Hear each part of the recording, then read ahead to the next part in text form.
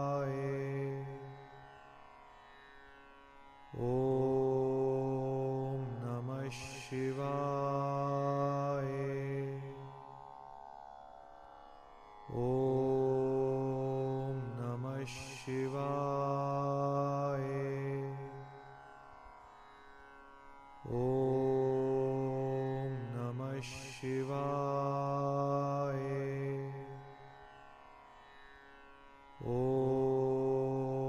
Namah Shivaya.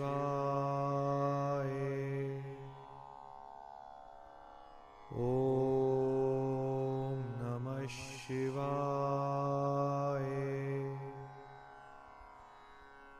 Om Namah Shivaya. Om Namah Shivaya. Om Namah Shivaya. Om Namah Shivaya. Om Namah Shivaya. Om Namah Shivaya.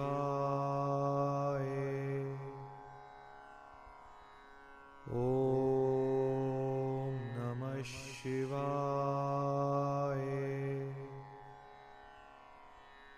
Om Namah Shivaya.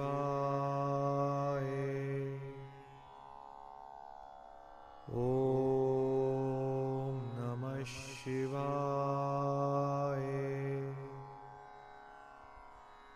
Om Namah Shivaya.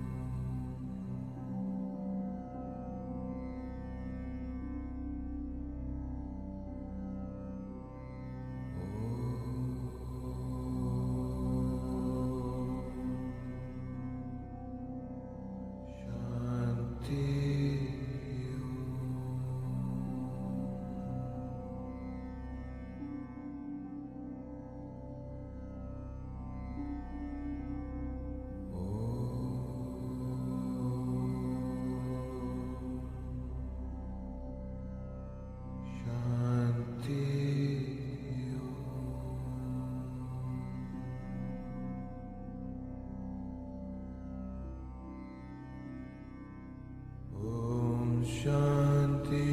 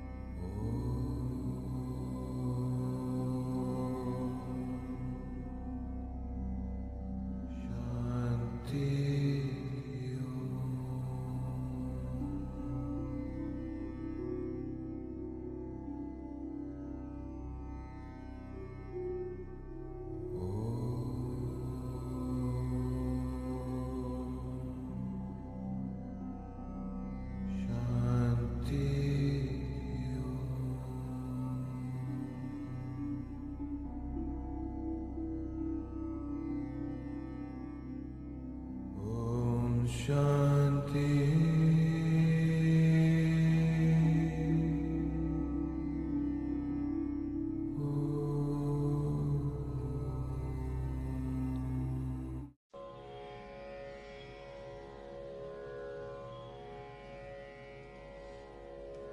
ஜென்மம் நிறைந்தது சென்றவர் வாழ்க, சிந்தை கலங்கிட வந்தவர் வாழ்க, நீரில் மிதந்திடும் கண்களும் காய்க, நிம்மதி நிம்மதி யோவிடம் சூழ்க.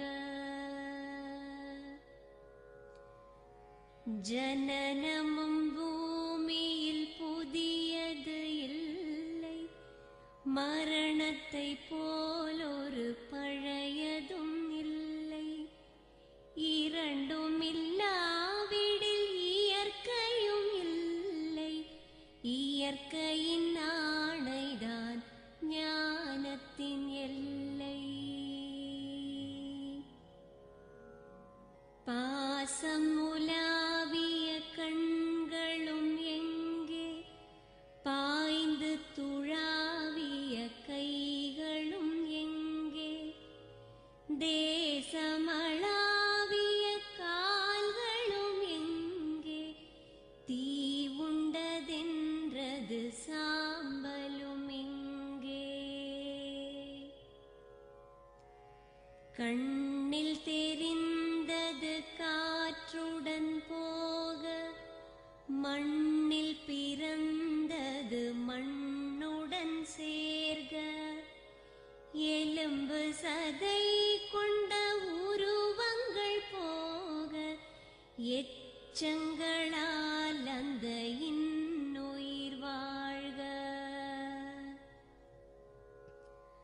பிறப்பு இல்லாமலே நாளொன்றும் இல்லை, இறப்பு இல்லாமலும் நாளொன்றும் இல்லை, நேசத்தினால் வரும் நினைவுகள் தொல்லை, மறதியை போல் ஒரு மாமருந்தில்லை.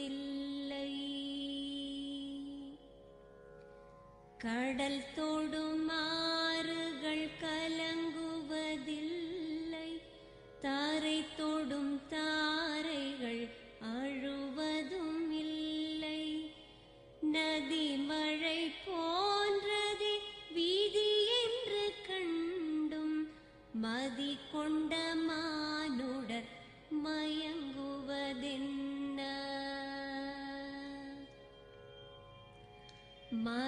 மரணத்தினால் சில கோபங்கள் தீரும், மரணத்தினால் சில சாபங்கள் தீரும், வேதம் சொல்லாததை மரணங்கள் கூறும், விதை ஒன்று வீண்டிடில் செடி வந்து சேரும்.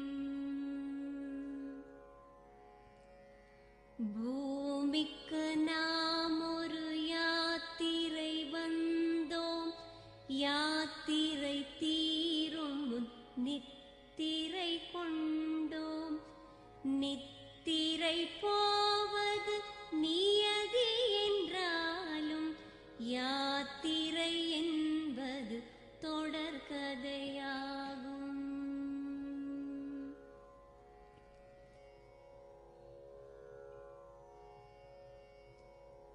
தென்றலின் பூங்கரம் தீண்டிடும் போதும், சூரிய கீற்றொளி தோன்றிடும் போதும், மழலையின் தேன்மொழி செவியுறும் போதும், மாண்டவர் எம்முடன் வாழ்ந்திடக்கூடும்.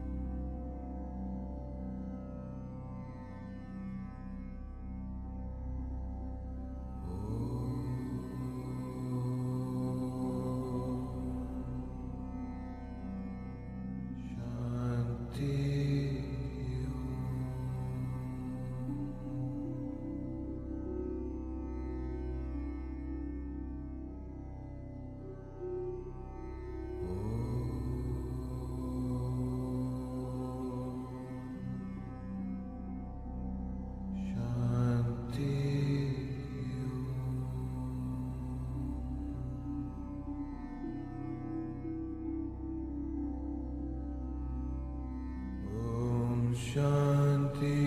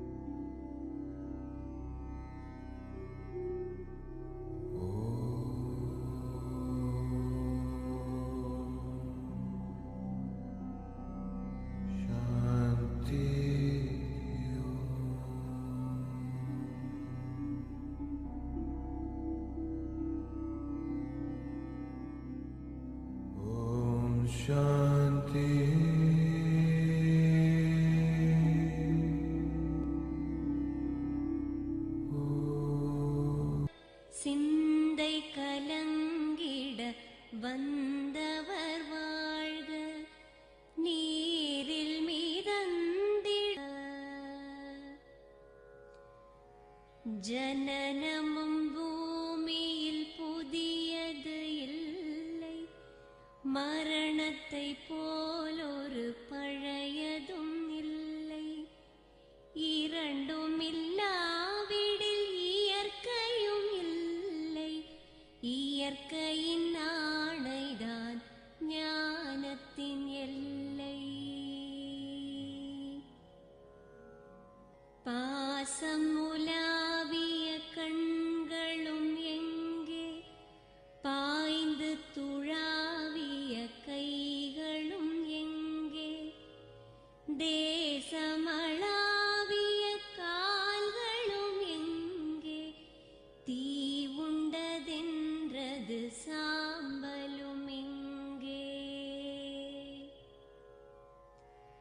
கண்ணில் தெரிந்தது காற்றுடன் போக, மண்ணில் பிறந்தது மண்ணுடன் சேர்க. எலும்பு சதை கொண்ட உருவங்கள் போக, எச்சங்களால் அந்த இன்னுயிர் வாழ்க. பிறப்பு இல்லாமலே நாளொன்றும் இல்லை, இறப்பு இல்லாமலும் நாளொன்றும் இல்லை. நேசத்தினால் வரும் நினைவுகள் தொல்லை, மறதியைப் போல் ஒரு மாமருந்தில்லை. கடல் தொடும் ஆறுகள் கலங்குவதில்லை, தாரை தொடும் தாரைகள் அழுவதும் இல்லை. நதி மழை போன்றதே வீதி என்று கண்டும், மதி கொண்ட மானுடர் மயங்குவதென்ன? மரணத்தினால் சில கோபங்கள் தீரும், மரணத்தினால் சில சாபங்கள் தீரும். வேதம் சொல்லாததை மரணங்கள் கூறும், விதை ஒன்று வீண்டிடில் செடி வந்து சேரும். பூமிக்கு நாம் ஒரு யாத்திரை வந்தோம், யாத்திரை தீரும் முன் நித்திரை கொண்டோம். நித்திரை போவது நியதி என்றாலும், யாத்திரை என்பது தொடர்கதையாகும்.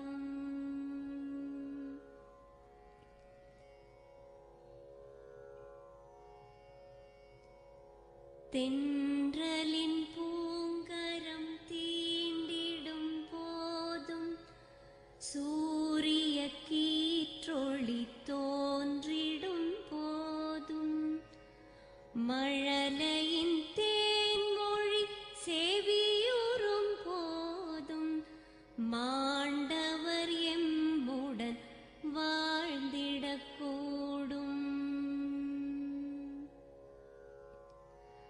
மாண்டவர் சுவாசங்கள் காற்றுடன் சேர்க, தூயவர் கண்ணொளி சூரியன் சேர்க. பூதங்கள் ஐந்திலும் பொன்னுடல் சேர்க, போனவர் புண்ணியம் எம்முடன் சேர்க.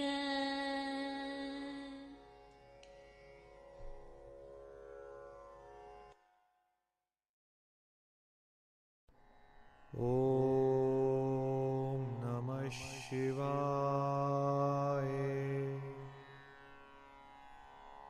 Om Namah Shivaya.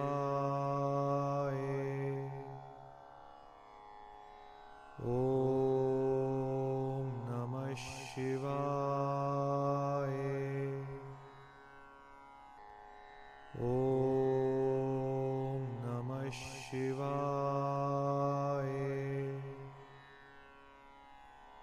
Om Namah Shivaya.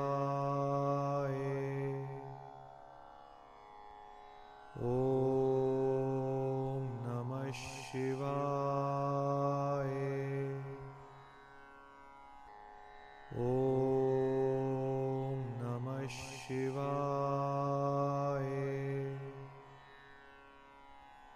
Om Namah Shivaya.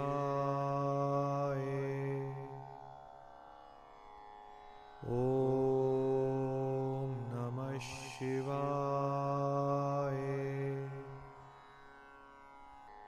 Om Namah Shivaya. Om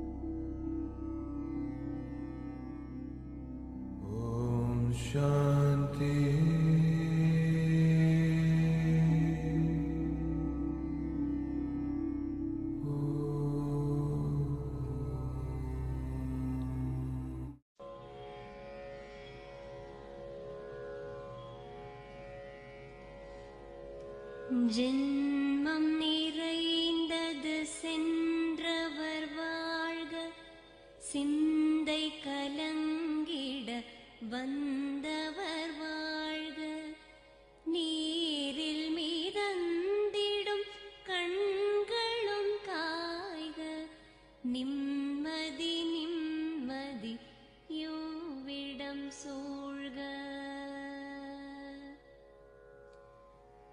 ஜனனமும் பூமியில் புதியது இல்லை, மரணத்தை போலொரு பழையதும் இல்லை, இரண்டும் இல்லாவிடில் இயற்கையும் இல்லை, இயற்கையின் ஆணைதான் ஞானத்தின் எல்லை.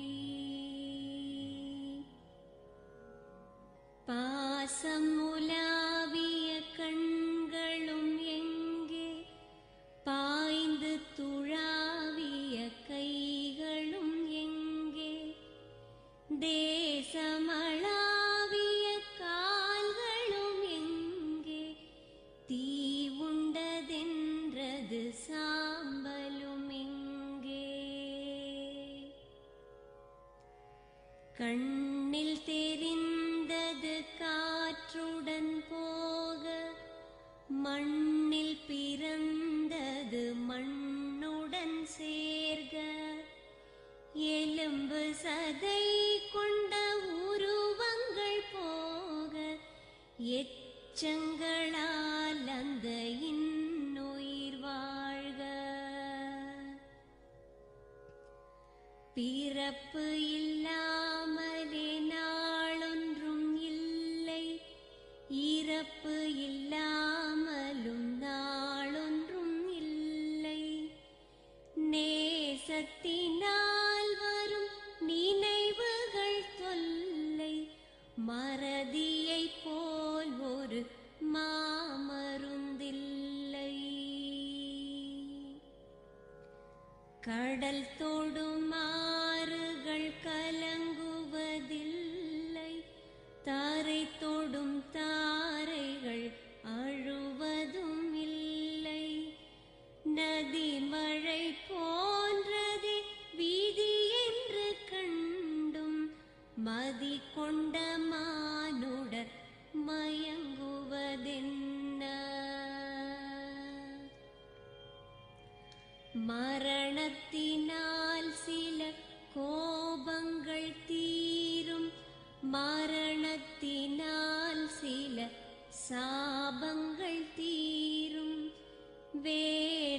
சொல்லாததை மரணங்கள் கூறும். விதை ஒன்று வீண்டிடில் செடி வந்து சேரும்.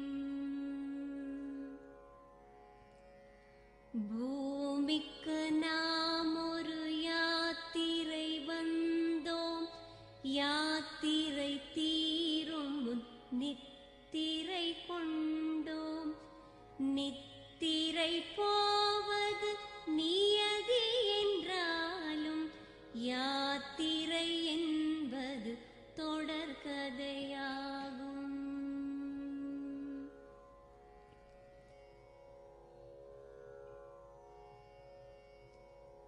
தென்றலின் பூங்கரம் தீண்டிடும் போதும் சூரிய கீற்றொளி தோன்றிடும் போதும் மழலையின் தேன்மொழி செவியுறும் போதும் மாண்டவர் எம்முடன் வாழ்ந்திடக்கூடும்.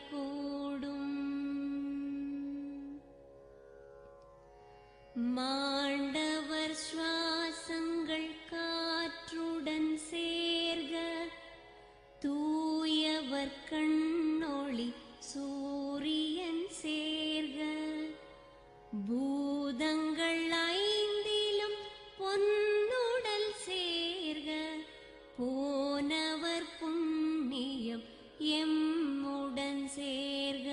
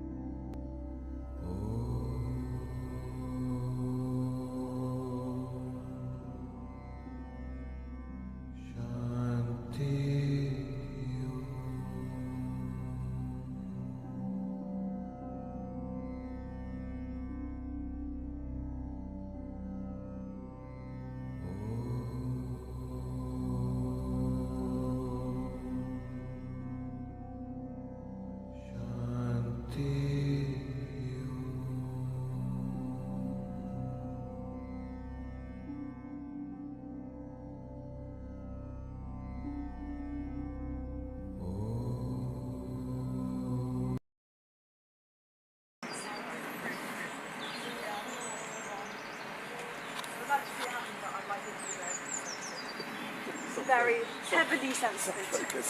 Yeah, exactly. I want it to be very. I want it to depict that. Like to get some tights from Tesco, and she managed to change in the car and got another husband. Oh, that was so good.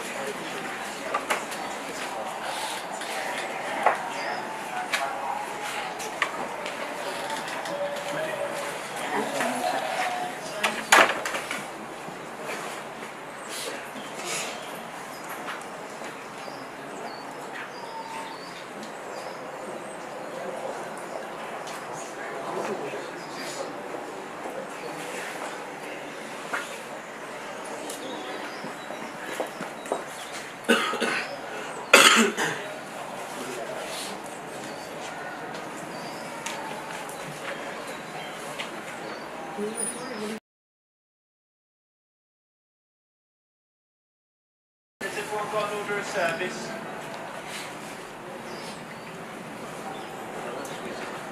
Ladies and gentlemen, I am going to have to try and clear this the best I can. What I'm going to kindly ask is if you're standing in this section here,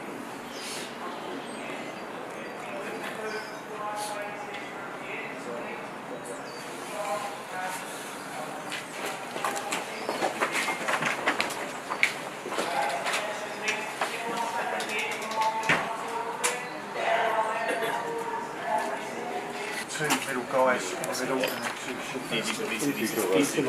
Sorry. That's the way. Oh, okay. Right, so pick a shoulder. So as you look at the coffee.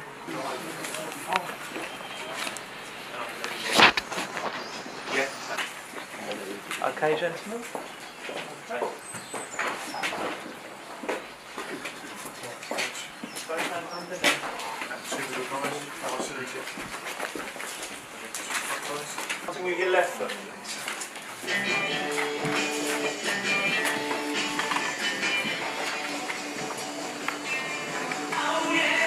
Ladies and gentlemen, if you're able to, please will you stand?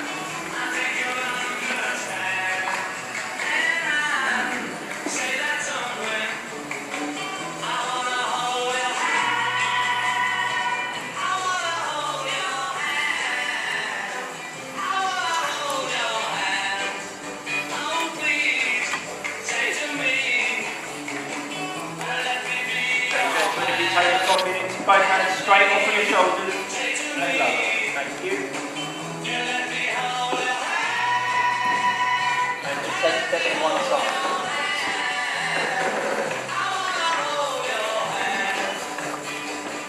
And when I touch you, I feel happy inside. It's such a feeling that my love I can hide.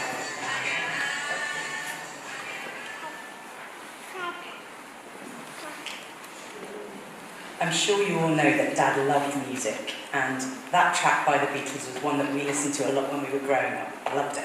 Anyway, please have a seat, everyone, who can. Thank you all for being here with us today, for travelling from far and wide, and joining us remotely from the four corners of the earth.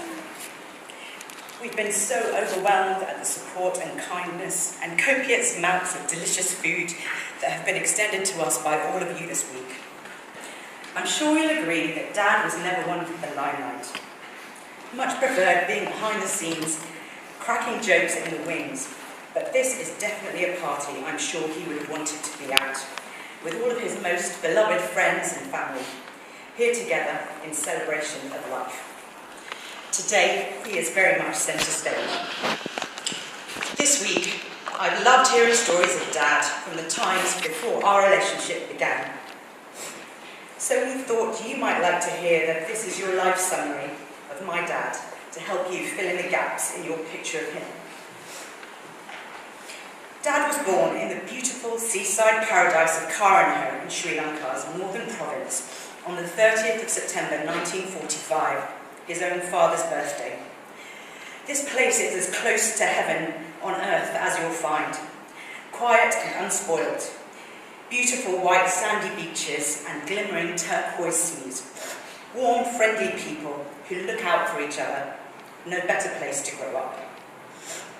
He was the second child of Arunachal Thampiah, a successful pawnbroker and a pillar of his local community, and his wife Sivanyanan, a loving mother to their 5 children who kept a warm and welcoming home. As a young boy, he attended his local school, Ilahadi School.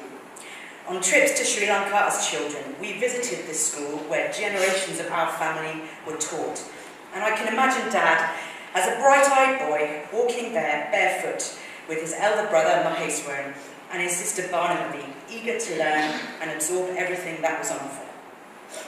Dad's younger brothers Siva and Apu told me last week of a funny story involving a planned inoculation by the school nurse. Apparently, Dad was so petrified at the idea of having an injection that he managed to evade it by somehow manifesting a temperature whilst waiting in the nurse's queue and being sent home, where he proceeded to recover almost instantaneously and eat all of the food which Appamma had prepared for the family's dinner. It doesn't correlate with how he chose to earn a living ultimately, but perhaps that's where Dad's interest in medicine was first pricked, or not on that occasion. After his lower school certificate from the age of about 9, Dad studied at Jaffna College, a school which was so dear to his heart, where he spent many happy days, made some lifelong friends, and met some future colleagues, many of whom we're so grateful to have here with us today. Here the village boy clearly grew his wings and developed his aspirations. Our Uncle Vicky, who is in Canada, told me last week that Dad's temperament and character as a teenager very much matched those of the man that many of us knew. Calm, quiet, modest and unassuming, sharp, keen, fiercely intelligent, whistling whilst he worked, and always ready with a witty comment or a joke to lighten the mood, especially when Jaffna College were losing at cricket. By the time he chose his subjects for his high school certificate, or HSC, his desire to be a doctor was firm and clear, inspired largely by his cousin, Dr. Sambandhan, who was a renowned surgeon and physician, and he admired him greatly. His subject choices were crucial not only for his future, but for ours. His phenomenal memory and ability to explain things patiently and with clarity without making you feel utterly inadequate are definitely the reasons I managed to secure my A-level grades. The difference, though, between Dad and I is that I've forgotten absolutely everything that I studied at school, but he never did. Every fact and insight was always precious and treasured to him. Having passed his HSC, he successfully secured a place to read medicine at the prestigious University of Peradeniya. Set in 700 lush tropical hectares in Sri Lanka's central province, this stunning campus provides the perfect environment to learn. Away from the noise and distraction of the city, with so much natural beauty all around. Beauty comes in many forms though, for as well as the flora and fauna and spectacular colonial architecture, it was here at Peradeniya that Dad first noticed a rather formidable beauty across the dissection table, in the form of one Nimaleswari Vedapilla, our mum. From 1965 to 1970, Dad and Mum studied, experimented, dissected, laughed and joked at medical school, surrounded by several members of our family, and made firm, lifelong friends who have very much become our family. Too many to name, but some of whom you'll hear from later today. There are wonderful black and white photos from socials and expeditions during this happy time, Dad with beer or even cigarette in hand, Mum looking effortlessly beautiful, everyone always smiling and laughing. They were very happy. The future was in the stars. I described Mum as formidable earlier because she is formidable and strong and always the boss, right Mum? I don't quite know how the story went, but let's just say that when Mum asked Dad about their future, Mum said she would ultimately marry him, but only after they'd completed all of their medical training. He said yes, and so for the next 6 years, they both moved around different hospitals, Dad interning at Jaffna, then on to Trincomalee, to to join some of their friends, Mum, Uncle Canex, Auntie Guhaini, Uncle Vijayapalan, then to Monoragala, where Dad took a district medical officer job, before ultimately ending up in Colombo, where Mum finally said yes. And so, on the 2nd of February 1977, rather poetically, their wedding anniversary is tomorrow, Mum and Dad tied the knot at my maternal grandparents' home in Japan. The marriage of two people from such complementary backgrounds and families. Dad's family, quiet, warm and understated.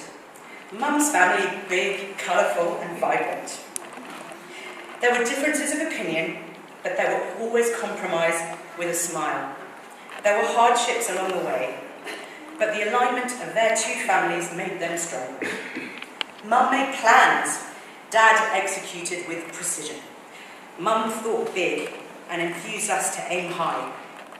Dad calmly nurtured and supported us to get there with our feet firmly on the ground. I was born less than a year after they got married in January 1978 in Colombo with a little bit of help from Sarah Jamami whilst they were living in London Terrace. They had both applied for jobs in the NHS, and so in October of that year, Dad came over to England alone to start his first job and prepare the way for Mum and I, who followed a few months later. My best buddy Vaidehi was born in October 1979, and then Pudman, our happy accident, completed the clan in June 1983. We had such happy childhoods in Birmingham, living with Amama, minutes away from Pethama, Pethapa, and Naranaka. In Birmingham, our family came of age. Dad and Mum worked hard and put down roots, eventually settling into our beautiful family home in Fitzroy Avenue. Dad spent some years working as a surgeon at the ENT hospital in central Birmingham, before ultimately becoming a GP, training with our beloved Uncle Lawrence, before becoming a partner at the Long Lane Medical Centre in Halesowen, where he worked for over 30 years, together with Ian Morrison and Keith Chan. Keith and his son Royce run the practice still, and we're so grateful to have them here with us today. Dad absolutely loved his work, and was fiercely committed to his patients, often going above and beyond to ensure that they were safe and well cared for. And the amazing tributes we've had from so many of them bear this out. As Pudman recently said, serving them was truly the honour of his life, more than just a profession, a true calling. In Birmingham, our parents made careful choices for us that have had a profound impact on our futures, investing heavily in our educations and giving us such richness of opportunities, not just at school, but outside through our involvement in so much music and sport, wonderful holidays to interesting places, and together with Uncle Iswaran, Auntie Sivayogi and other great friends, setting up the Birmingham Tamil School, which brought our community together and taught us to cherish our culture and our heritage. When Parkinson's disease joined our family almost 40 years ago, a diagnosis made my dad's best friend, Uncle Kamalarajan.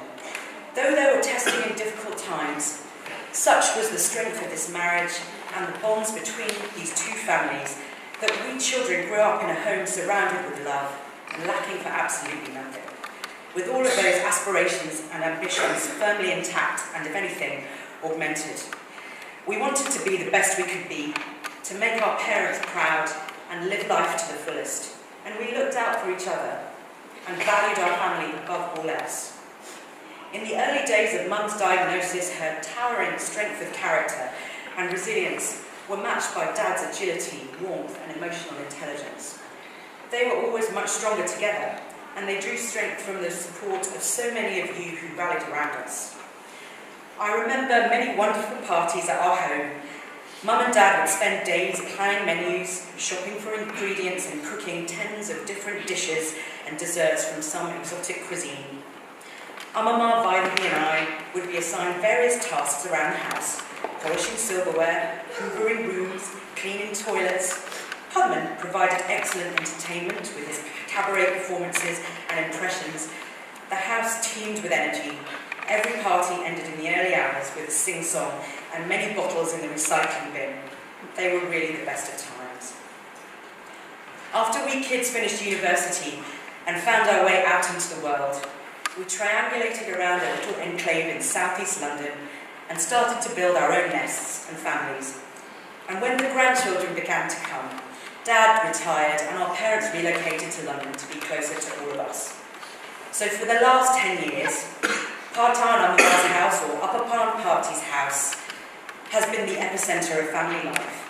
And every weekend, all 5 grandchildren, Naomi, Leo, Marley, Blake and Noah, bring their brightness and laughter, keep up with the Premier League, Super Singer and the Traitors, whilst eating through the stocks of jelly beans, whole nut bars, biscuits and crisps that Upper Par kept in the larder cupboard especially for them.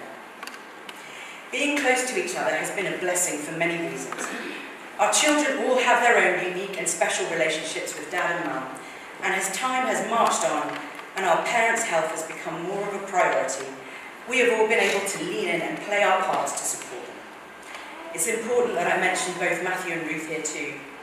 Papa and I couldn't have picked better partners who have extended the same love and warmth to our parents as they do their own, and have done so much with such grace to support them and us. As many of you will know, Dad had a quadruple bypass in 2019, just before COVID hit us, which was hard. With lockdown impacting his rehabilitation opportunities and keeping him from the people who energised and motivated him, he never really properly regained his strength or self-confidence. In recent times, his heart was broken by the loss of some of his most beloved, his elder brother and his sister. Uncle Cummerly and Uncle Lawrence all left us, and with them some part of Dad's spirit went too. Whilst we were not expecting him to join them quite yet, when the end came, in the early hours of the morning on the 21st of January, with our brother by his side, Dad's passing was peaceful and calm, much like the man himself.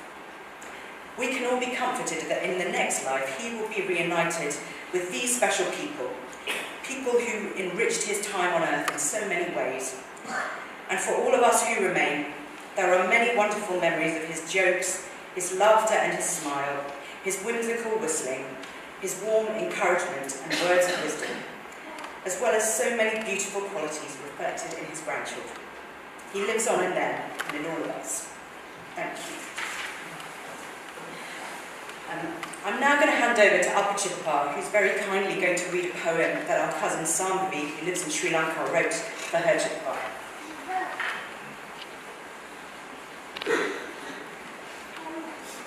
Thank you. என் இனிய சித்தப்பா இந்த ஒரு சொல் இன்று உச்சரிக்கும் போதே எங்கள் தொண்டை அடைக்கிறது. அனுமதி கேட்காமல் கண்ணீர் கண்களில் நிரம்புகிறது.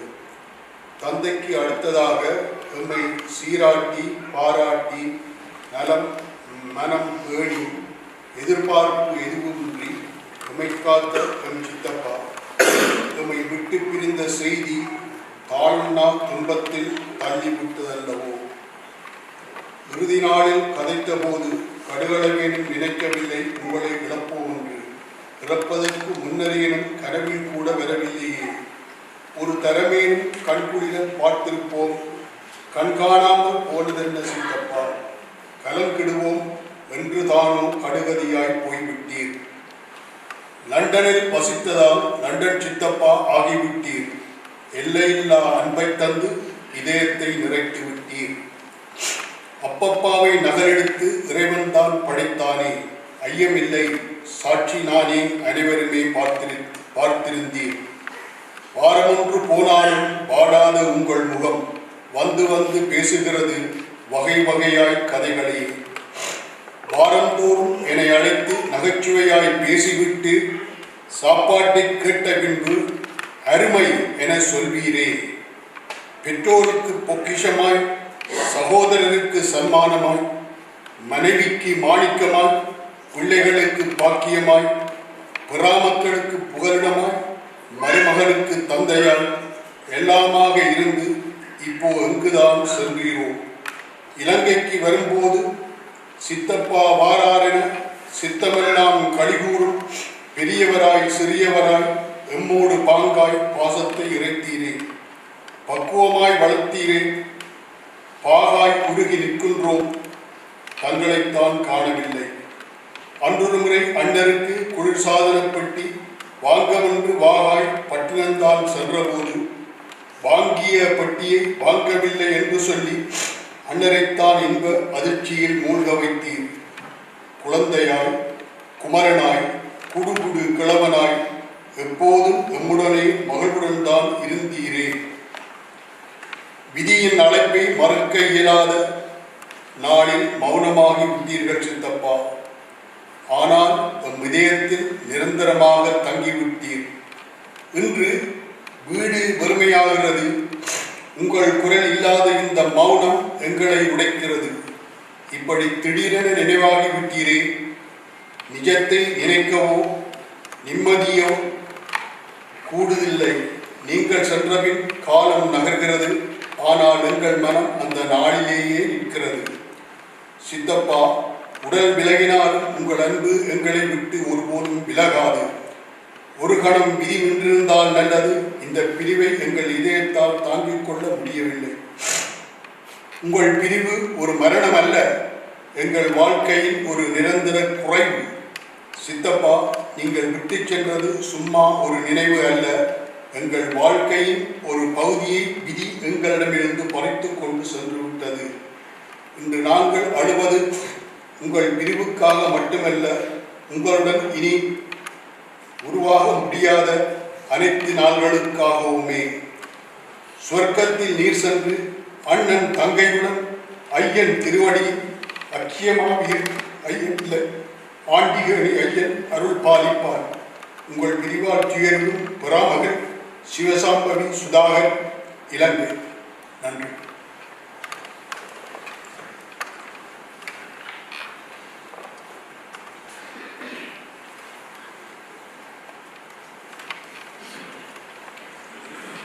We've collected some photos from throughout Dad's life to share with you, and the slideshow is going to be accompanied by Marley, who's singing a song which many of you will know, but with words that he's written for his grandfather.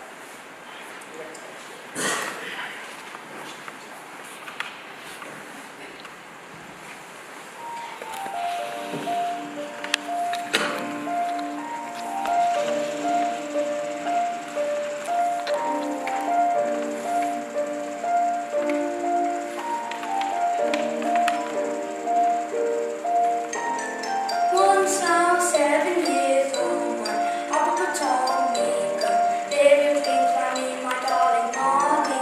Once I was 7 years old.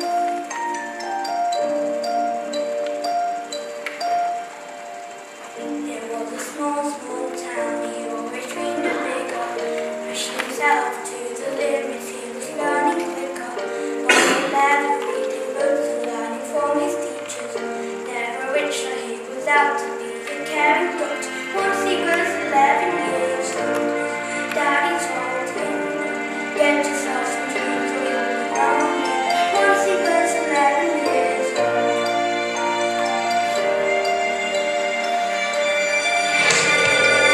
He always had those dreams like his daddy before him. So he started learning science, started writing stories, started thinking about that money. Never really grew to him, 'cause only those who really helped him never really know. Once he was 20 years old, still he got to university, no left to do. Once he was 20 years old.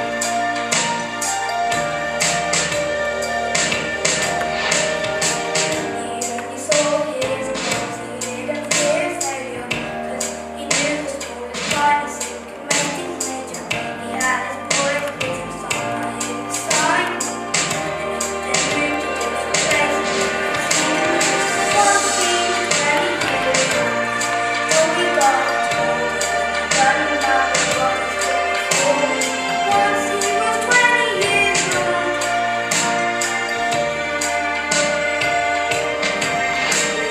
Soon he was 30 years old, his life had turned cold. He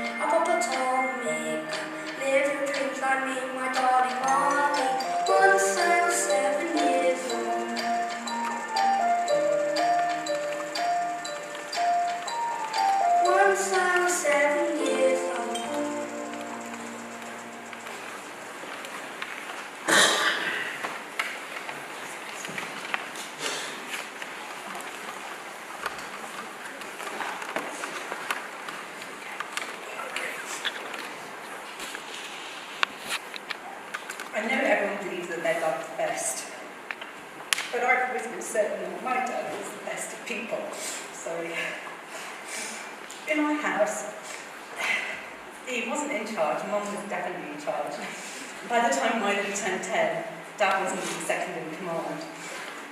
But he played so many important roles in our family. Every day, I'd wake up to the sound of Dad going downstairs and his little knee clicking, because he went downstairs every morning and made everyone a cup of coffee while we all stayed in bed.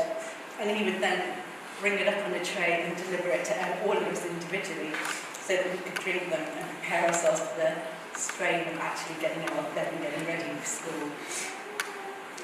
He also drove the three of us everywhere. It was really rare for us to take public transport because he would go out of his way to drive us. He took us to school and back every day, and he rearranged his surgery so that it didn't clash with school times, even though it was in the opposite direction to school. So what should have been a 15-minute journey took him about an hour. Even when we reached the age when we would go out to pubs and clubs, he would come in the morning and pick us up from outside various Birmingham establishments. And I think the extreme was when I was at university in Manchester.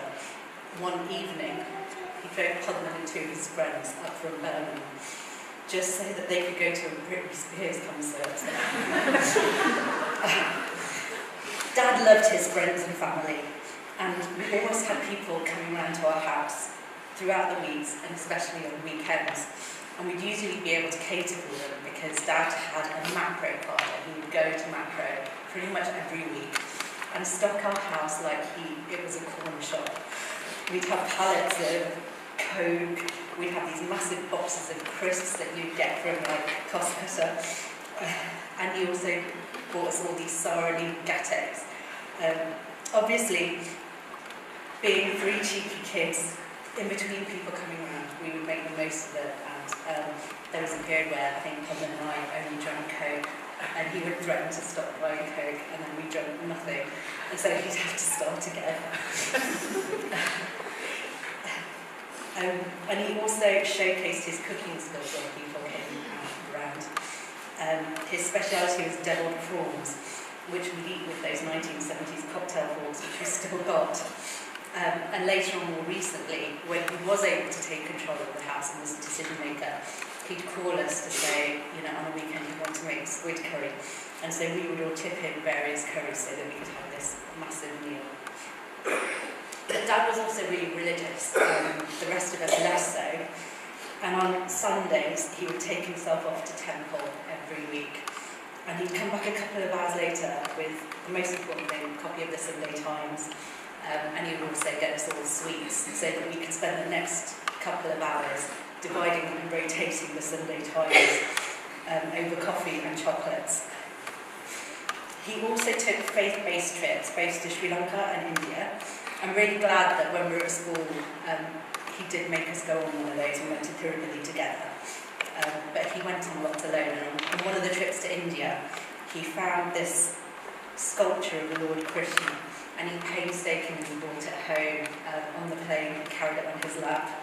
And he displayed it on our grand piano. I think if people have come to our house in Birmingham, they know that we have quite a long loud, and at the end we have this really beautiful Beck-style piano from the 1800s. And whilst neither and I used that, because we learned the piano, it also turned out that he made a really nice goal for indoor football that Pudman used quite a lot with our friends, and which Mum and Dad, because they were always indulgent towards their little prince, let go, didn't have a problem with. Sadly for Lord Krishna, about a week into being in Birmingham, Pudman had smashed a shot at the piano, slightly missed, and took Lord Krishna's head off, and somebody really devastated Dad. No punishment, and luckily one of his friends, Uncle Jody, was around and managed to glue Krishna back together again. And he still remains with us. He was on the piano still, probably nervously watching as Pudman and lots of good boys peppered shots at the piano over the years. But he successfully did make the move to London with Mum and Dad. And he's in our dining room that nobody goes and leaves everything quite safe for a long time. As you all know, our family life was reshaped when Mum was diagnosed with Parkinson's, when the three of us were still in junior school. And at the time, early onset Parkinson's was really rare. Mum was completely unknown, so it was pretty devastating turn of events for them as young parents. Whilst Mum turned out to be absolutely superhuman, and she continued to work and take her commitments really seriously for as long as possible. After a few years, she was forced to give up work and driving, which left Dad to pretty much carry the financial and operational burdens for the young family on his own. He did that without complaint, fuss, or us noticing any change to our lives. We never had to sacrifice anything. Later, as Mum's Parkinson's progressed, Dad became her primary carer, and they made the decision to move to London to be nearer to us. It's largely because of him that she's been able to remain so independent and in their own home together, with the support of Mum's fantastic carers, some of whom are here today, and who also looked after Dad as well as Mum so well. I can't talk about Dad without mentioning his sense of humour. He had close relationships with many people, especially children, and all of his nieces and nephews, and our family friends' kids. For some reason, children and babies gravitate towards Dad. We always joke with him that it's because he looks like a massive baby, so he thinks he's one of them. But I have to be fair to him, those relationships continued as those kids grew up. His sense of humour is really something that everyone wanted to live over. And whilst Dad was always making jokes, he was always on the look for the next subjects for his observational comedy, which he excelled, or not, depending on your own sense of humour. Some of you will have heard some of Dad's stories, which were often based on fairly ordinary occurrences, but which he would tell in the most dramatic way, including impressions, and always with a memorable catchphrase. And he found them so funny himself that he would continue to tell these stories over the years and for the rest of his life to everybody, and just kept adding to the repertoire as his life went on. Dad worked as a doctor. He was a GP in Birmingham for many years and was really devoted to his colleagues and patients. We were really touched by the many messages that we received from people connected with his surgery, who have told how Dad went over and above in caring for his community and the difference that he made to people's lives. We didn't really see what he did at work, but I never thought he did very much, as every ailment I've ever complained of as a child was always diagnosed as growing pains, without any medical examination, and I'm 5'4". However, every December, he'd start coming home every day with a huge bag of Christmas presents for himself, mostly ties and bottles of red wine, so clearly his patients knew him well. And when he retired, we were taken aback by the river of cards that he received. Each one had a detailed message explaining what he'd done for a particular patient and how much he was valued. I remember being really surprised, but then remembering that he would give our home number to patients who were going through difficult times so that he could call them at any time. And if he got calls in the middle of the night, he would get up and go to his patients no matter what he had going on. He was also really lucky to have worked with a group of really wonderful colleagues at the surgery who became really good friends and an extension of family to him, and he was kept in touch with since his retirement. Dad's a really soft man. As kids, we were very superficial, brought into all the TV advertising and constantly asking for the latest toys. Knowing that he wasn't in charge in our house, he would always say, ask your mother, which never worked out well because Mum always said no, because she could. So we'd always be disappointed and think that was that, except a few days later he'd come home and he'd pretend that he needed something unloaded from the boot, so we'd kind of trot out, and inevitably we'd find the toys that we'd been asking for the other day, which he bought despite knowing that he would get told off by Mum for undermining her authority. After I left university, I actually moved back and lived with Dad, Mum and my grandma for a couple of years. I left without applying for any jobs because I hadn't enjoyed my degree and was a bit directionless at the time. So you'd have thought that it would be quite a difficult period in my life. However, when I look back, I remember it some of the best times. I really enjoyed being treated as an only child for a while. We had so much fun going out to the latest restaurants in Birmingham. We hung out with Mum's friends, went to shows together, and we made lots of memories. Like when I was a kid, we had a special morning routine, which did still include Dad making me an Amamar coffee in the morning. but we did come down and have breakfast together.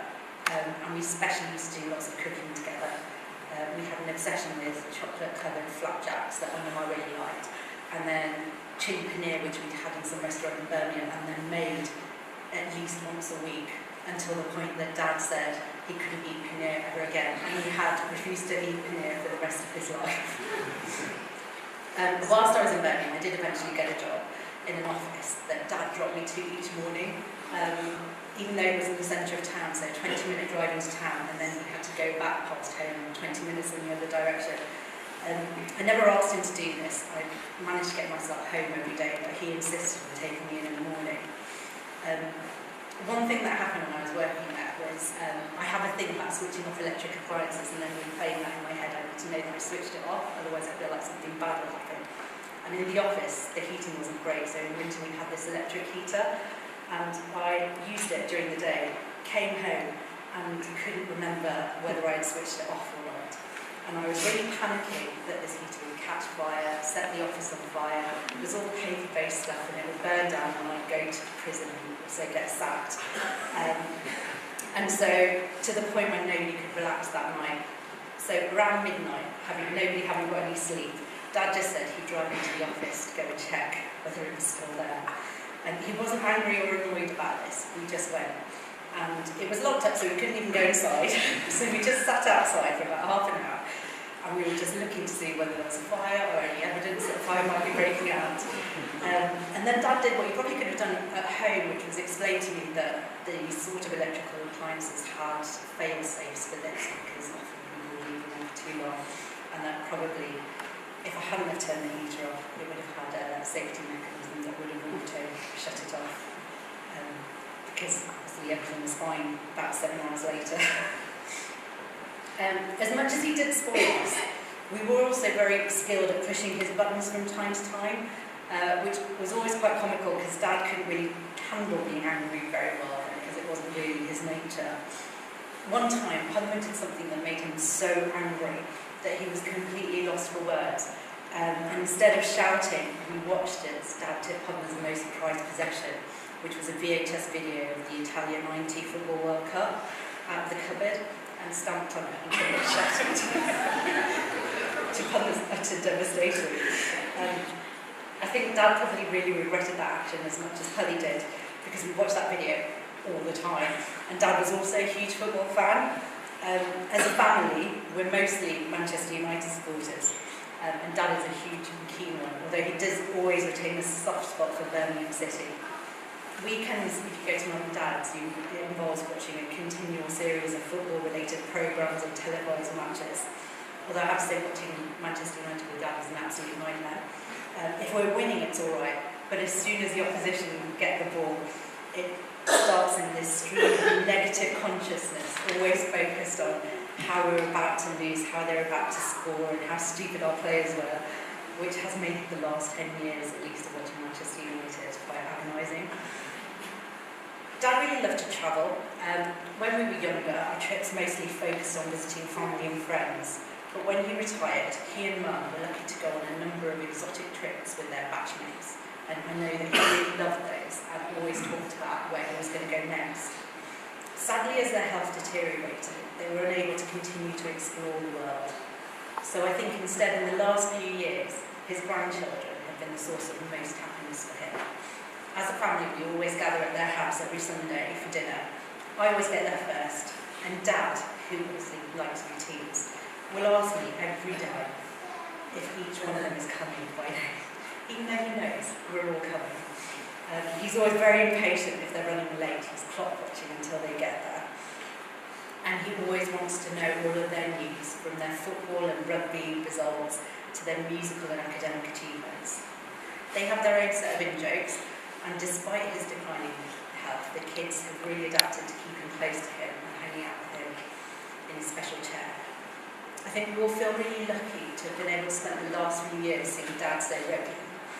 It has been difficult to see him starting to struggle with his mobility and losing some of his verb for life.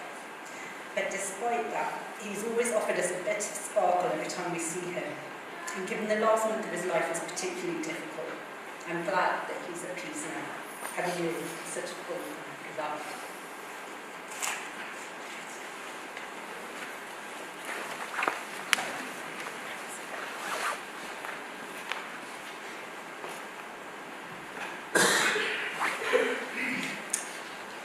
The measure of the man. Not how did he die, but how did he live. Not what did he gain, but what did he give.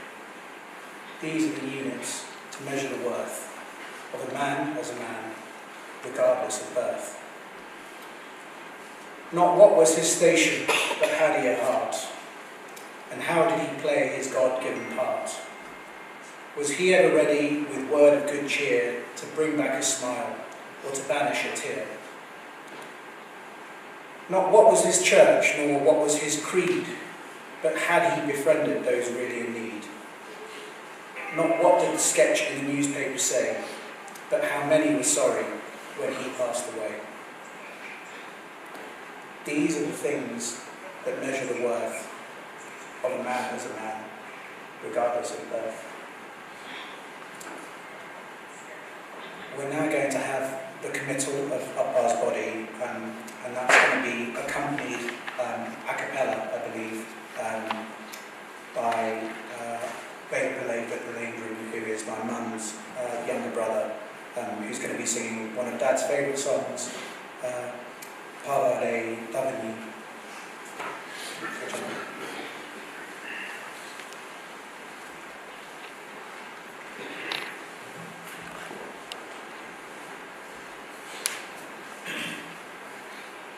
பாவாடை தாவணியில் பார்த்த உருவமாயிது பூவாடை வீசி வர பூத்த பருவமா பாவாடை தாவணியில் பார்த்த உருவமா பாலாடை போன்ற முகம் மாறியதேனோ பனி போல நாடமதை மூடியதேனோ பாவாடை தாவணியில் பார்த்த உருவமா வாவென்று கூறாமல் வருவதில்லையா காதல் தாவென்று கேளாமல் தருவதில்லையா வாவென்று கூறாமல் வருவதில்லையா காதல் தாவென்று கேளாமல் தருவதில்லையா சொல்லென்று சொல்லாமல் சொல்வதில்லையா இன்பம் சுவையாக சுவையாக வளர்வதில்லையா பாவாடை தாவணியில் பார்த்த உருவமாயிது பூவாடை வீசி வர பூத்த பருவமா தத்தி தத்தி நடப்பதற்கே சொல்ல வேண்டுமா நீ முத்து முத்தாய் சிரிப்பதற்கே பாட வேண்டுமா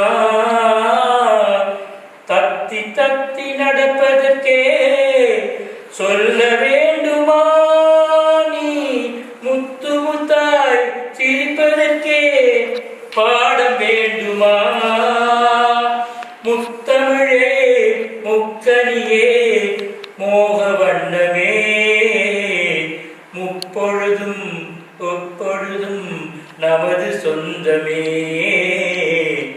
பாவாடை தாவணியில் பார்த்த உருவமாயிது பூவாடை வீசி வர பூத்த பருவமா எங்கே என் காலமெல்லாம் கடந்து விட்டாலும் ஓர் இரவினிலே முதுமையை நான் அடைந்து விட்டாலும் மங்கையுன்னை தொட்டவுடன் மறந்து விட்டாலும் நான் மறுபடியும் பிறந்து வந்து மாலை சூடுவேன் பாவாடை தாவணியில்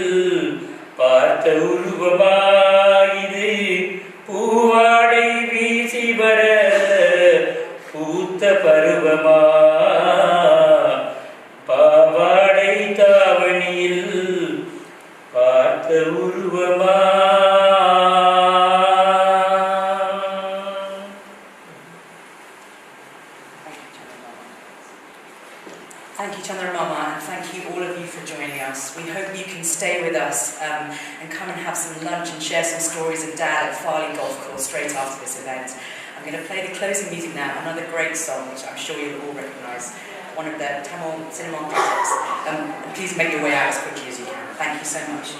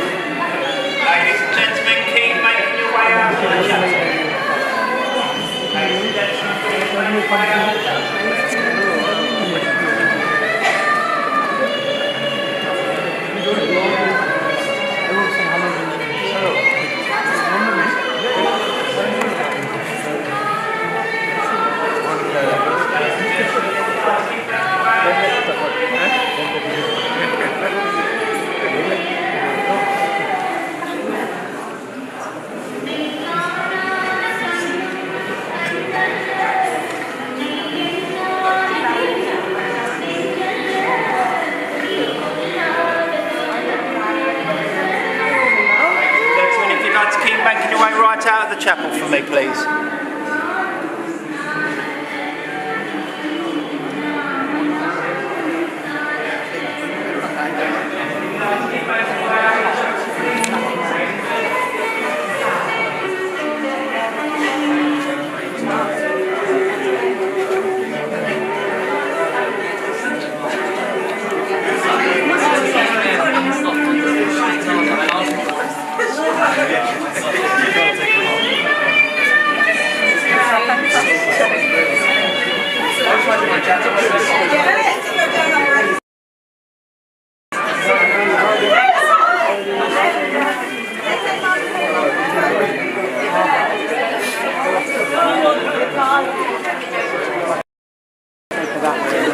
See everyone.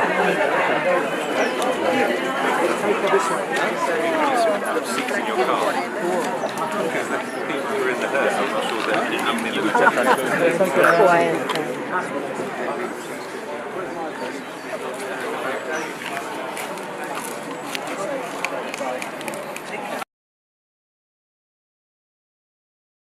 following me up into the garden. Saka Saman Manjuranja.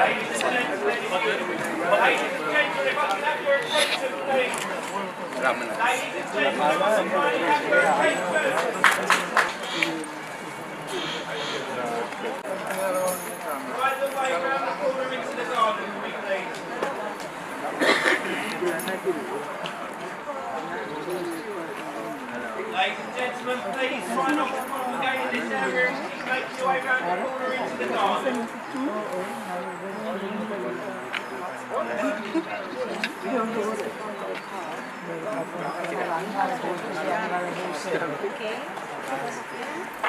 Yeah, I'm going to take that. That is a lovely room. Ladies and gentlemen, please keep making your way right the way round the corner into the garden. Hey, honey.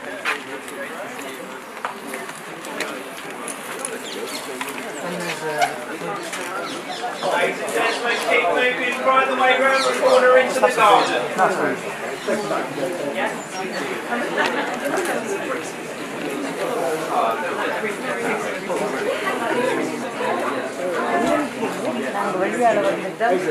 and gentlemen, please do keep making your way round the corner into the garden where the family will be waiting to greet you.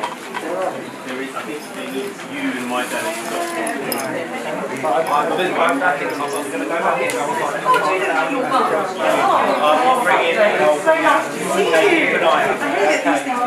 Ladies and gentlemen, do please keep making your way out of the garden.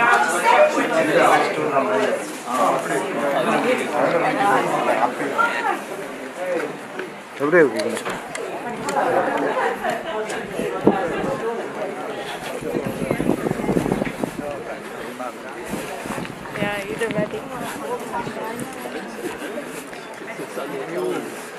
How about you?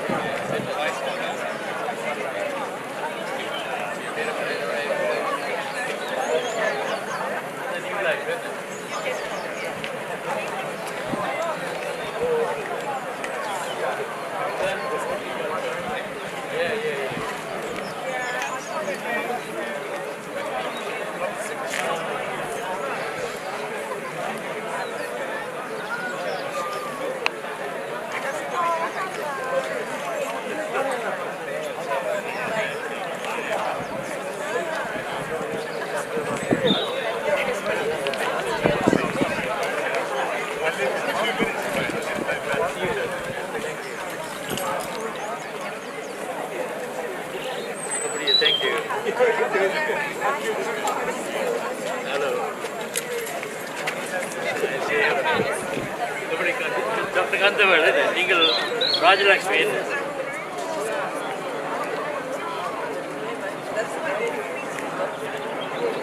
drink comment என்ன? Yes.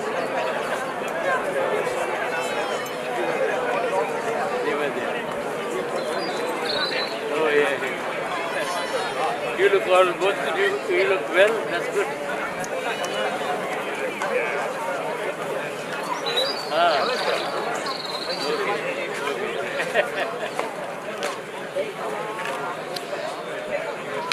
உங்களுக்கு சரியான shopping. Yeah.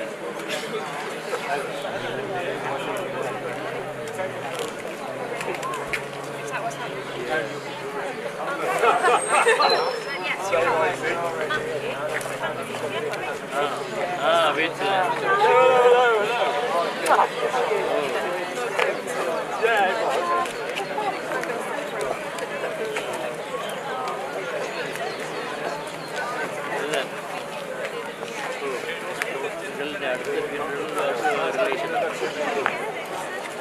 He's 67 from there. Very young. He had a cerebral hemorrhage. I'll see you.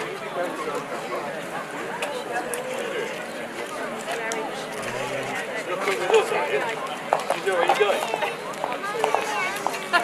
Absolutely not. We're going back to the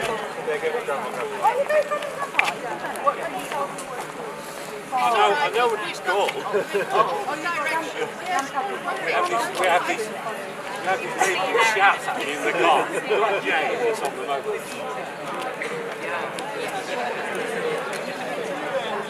Yeah, I think so. Yeah, we've already made that arrangement. Goes down. No, I think if those two got Oh, I see, yeah. I've never done it. I've never pulled my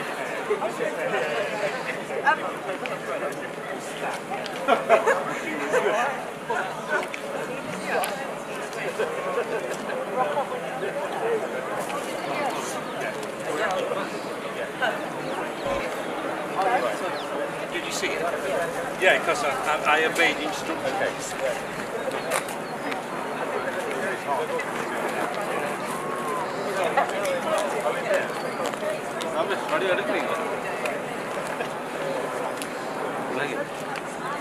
Live la pose. Okay. Pretty slow. Yes.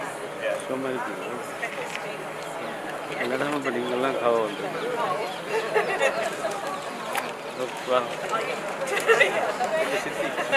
சித்தப்பா அந்த தம்பி தம்பி மா அது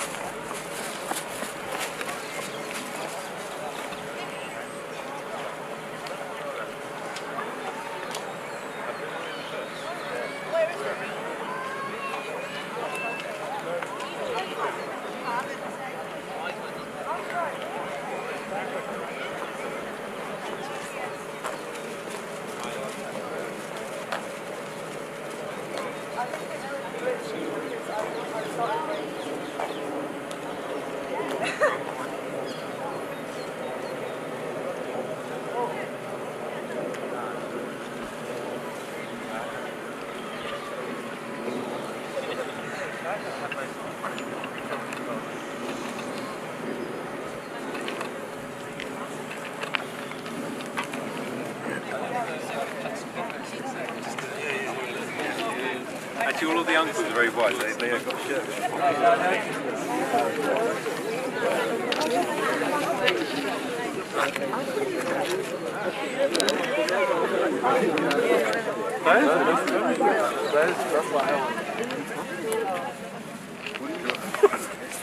That's what I want. Give it up.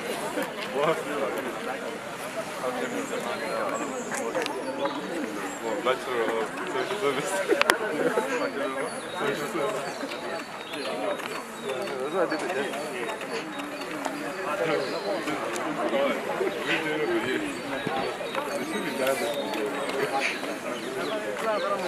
Oh yeah, I think we should get up with that. I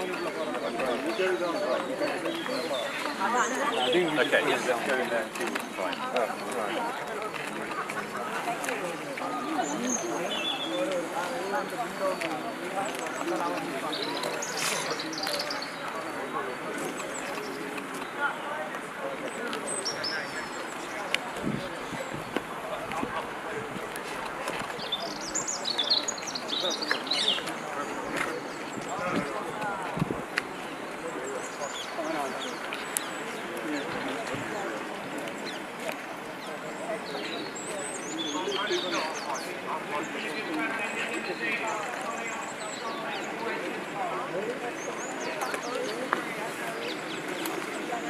I don't know, where did it go, mate? Thampiah, Dave. Right, yeah. Look after yourself, take care. See you later. I don't like him.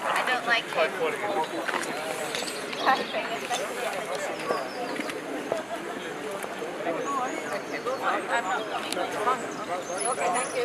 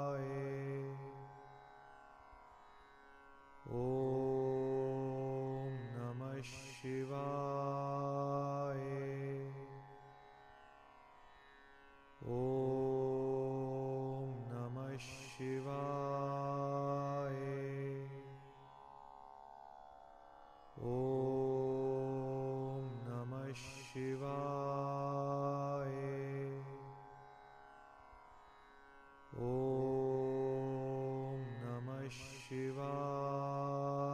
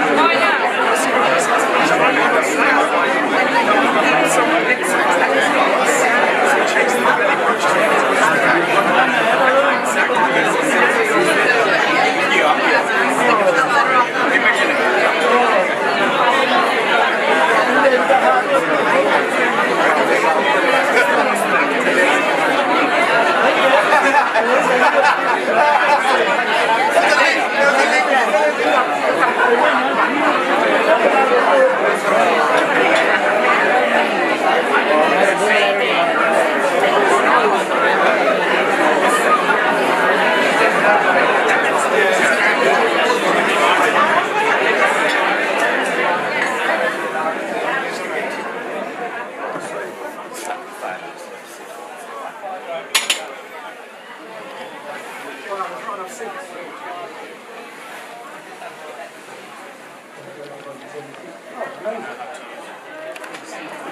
second, she's just trying to get it for me. That's all right. I'm sorry. Next to Lou. You hang us up. No, give it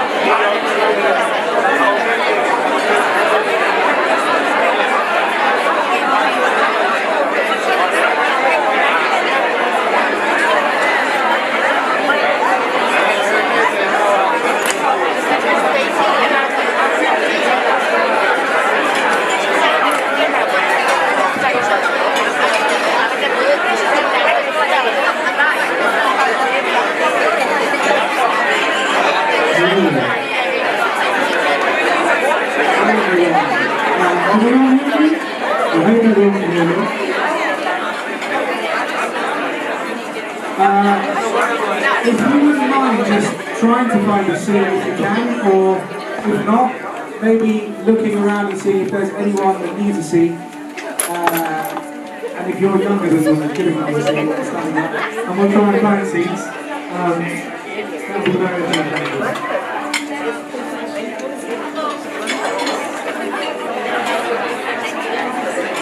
Is there some music there? Hang on, we're going to stop the music outside.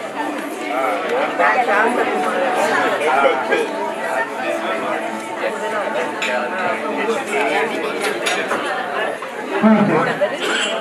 Okay, so it was lovely to see so many amazing faces here. Thank you so much to all of you for coming. Can everyone hear me firstly? Yeah, in the corner? Hear me? Can you hear me? Yeah, okay. So some of you have travelled an extraordinary distance to be here. We've had friends and family who've come all the way from Canada with various information. That itself, I think, says more about my father than I ever could. It's a real testament to the friendships that he built and the impact he had on people's lives, often very quietly. So while this is happening, just please do continue. This is intended to be a celebration of life, not a test of endurance. We have quite a few people that wanted to speak to me. I've asked everyone to keep their contributions as short as possible. A lot of them are Tamil, so anything could happen. I just wanted to start by giving a quick intro. I'm aware of the fact that this is 2 p.m. on Saturday the 1st of February, and when we booked this, we did say that Perryman told us we had to, and I didn't check the football status. So Dad would be absolutely furious that this is clashing with Man United. I'm sorry to all the United fans that are here, but thank you for being here. So, look, one of my cousins, a Manchester United fan who's travelled down from Bury,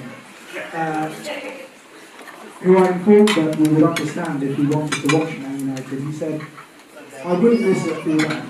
I've always had time for him. To be honest, I can't believe you're his son.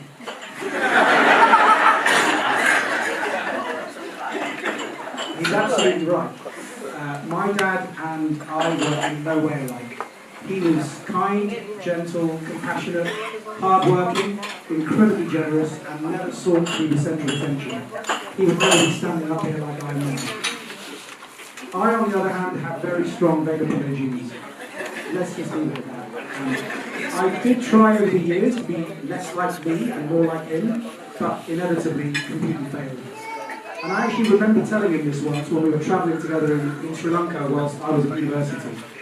I was talking about how some of my batchmates had seemed able to reinvent themselves completely, but I found it impossible.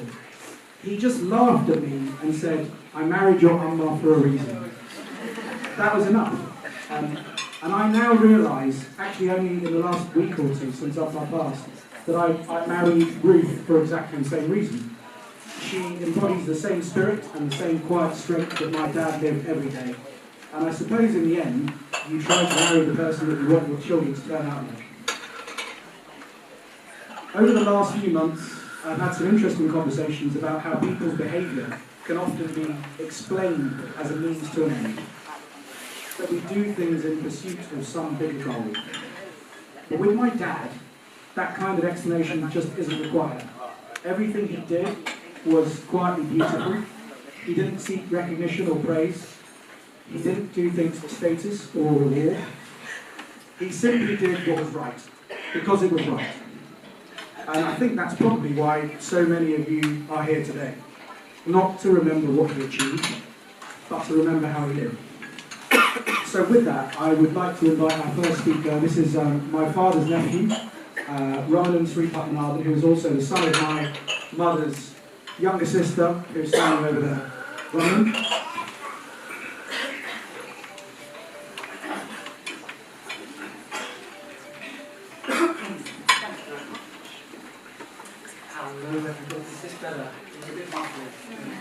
Wonderful. So, for those of you who don't know me, I'm Ramadevan. I'm Vamadevan Berryclard's nephew. And he's my only uncle who I say the whole name. Vamadevan Berryclard. It's almost like a song that he would probably whistle through his teeth whenever I hear it. still puts me at ease, gives me peace. Putting at ease was perhaps the way the name went, but more likely the nature of the man. I was a quiet child, a little anxious, but on our trips up to Fitzroy Avenue, I would get to experience one of the few people who could almost instantly make me feel at ease. He had a warmth and undeniably kind way about him. As soon as I'd walk into the room, he'd greet us, me and my sister, with a Ramanish dat and a Sivahami Sundari.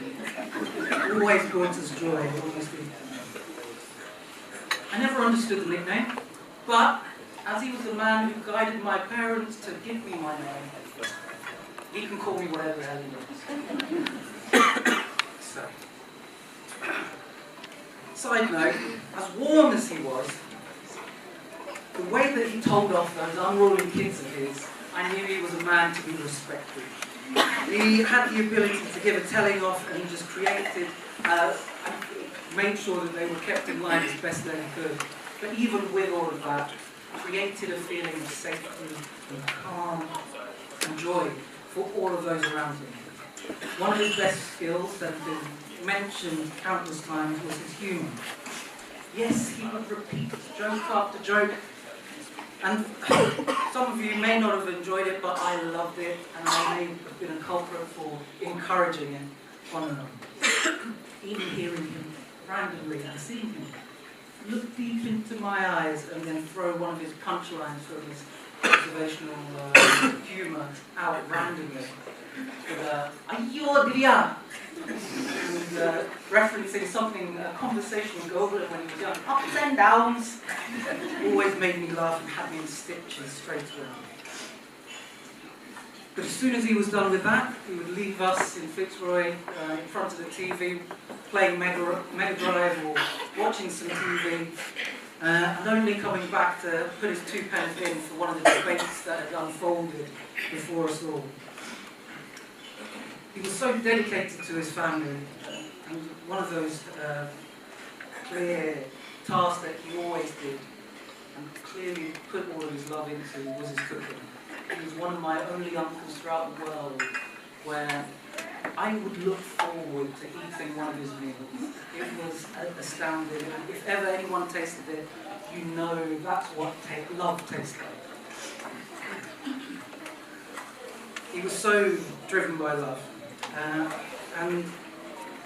But one of the most profound ways that he showed that was through his love of his wife, Sam.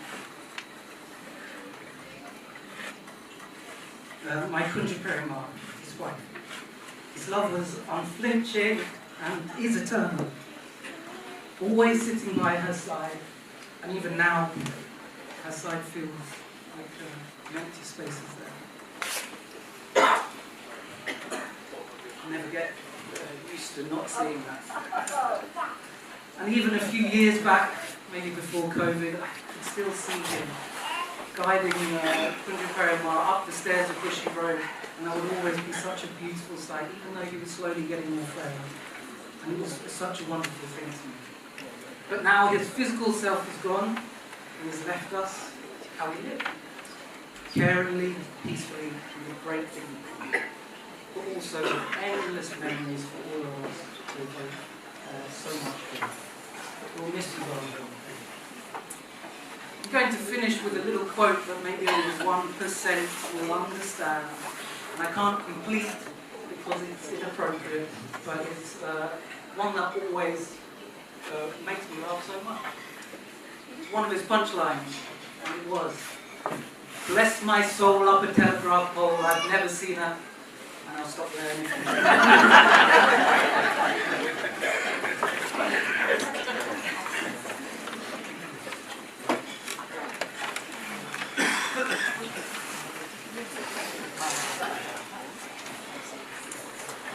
Sorry, round of applause for Robin, please.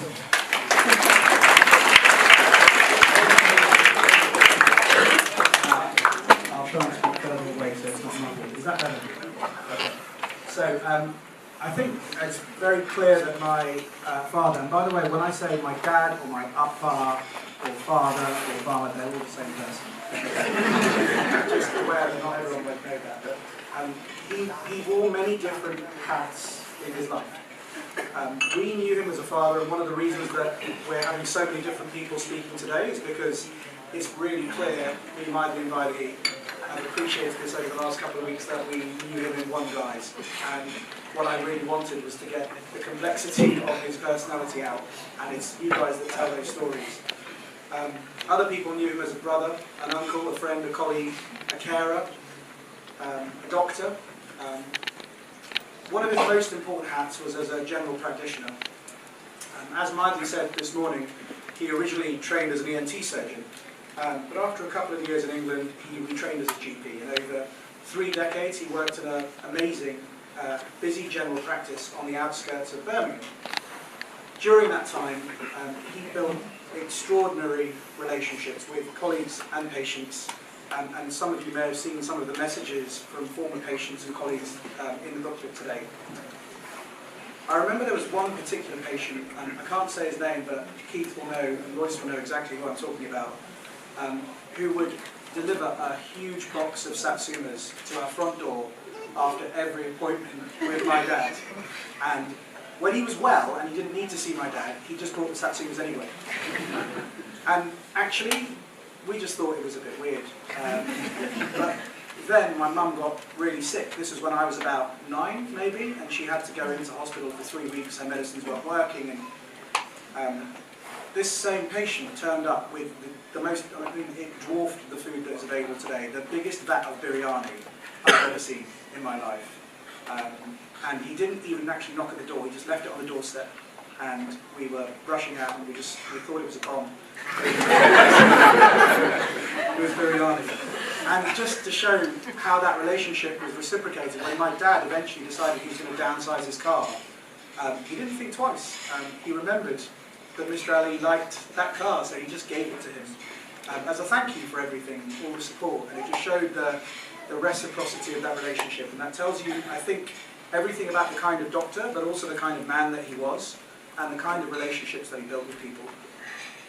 And having said that, I would love to hand over to the most important colleague and friend that worked alongside my dad for many years, his GP partner, Dr. Keith Chan, who, as Mike said, I think, still runs the practice with his son Royce, who's also here today.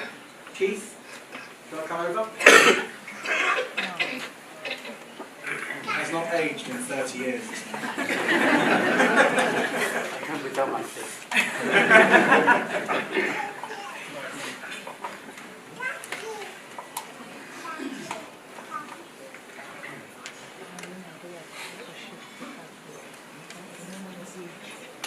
Thank you for letting me say a few words tonight. For those who don't know me, my name is Keith Chan. I have known Emma for 35 years. Before he retired, I had the honor and privilege being his partner, GP partner. People talk about how nice he is. I got fed up. You guys. Because in the surgery, he's always a good guy. I'm the bad guy. So I don't need to mention how nice he is. He always occupied room number 1 at the surgery. I got pushed up room number 2. I have no hard feeling. But in my heart, he's my number 1. As a partner, we share dreams. He's a quiet person, but I tell you the other side of him, he's a very aggressive man. It all started as a very small end terrace house. When we are busy, the patients sit on the stairs. And we extended surgery twice until the no curtain left. So our appetite not ended yet. We take over another small surgery nearby. But 2 people running between 2 sites is exhausting. even so, passion kept us on. We're doing something else. If another idea, I can tell you it's my idea and my wife. I think they get along with each other very well. So to build a new surgery is no joke. You have to look for a site, planning permission, whatever, construction, finance. But luckily, members got a member of the family got the expertise. I think he's hiding among the crowd. Give it a lot of help. We're lucky and make things a lot easier. But even so, it's a big challenge. We never ever argue, but found ourselves arguing all the time because of the pressure. So it reached a point that the tension built up. I really fear this partnership will not survive. So we calm down and take another look. Shall we carry on? But luckily, we both sit down and take the priorities right, and we both realize our friendship and partnership is much more important than the fancy building. So we compromise, we focus, and get together and carry on the project. The result is we got a purpose-built medical center, 5 consulting rooms, a beautiful staircase, patient walk on it. So it's a testament of not just on how endurant we are, but for our bond. I would say, Vama, thank you. He's my friend, colleague, and most of all, a brother. Thank you in my mind. God bless you, Vama. And on behalf of my team, this surgery, this patient, and all the people who ever work with him, thank you very much for his kindness and excellent patient's care and a great leadership. He's a quiet man. When actually he make voice his opinion, I was just like a little boy. Listen to him. God bless you.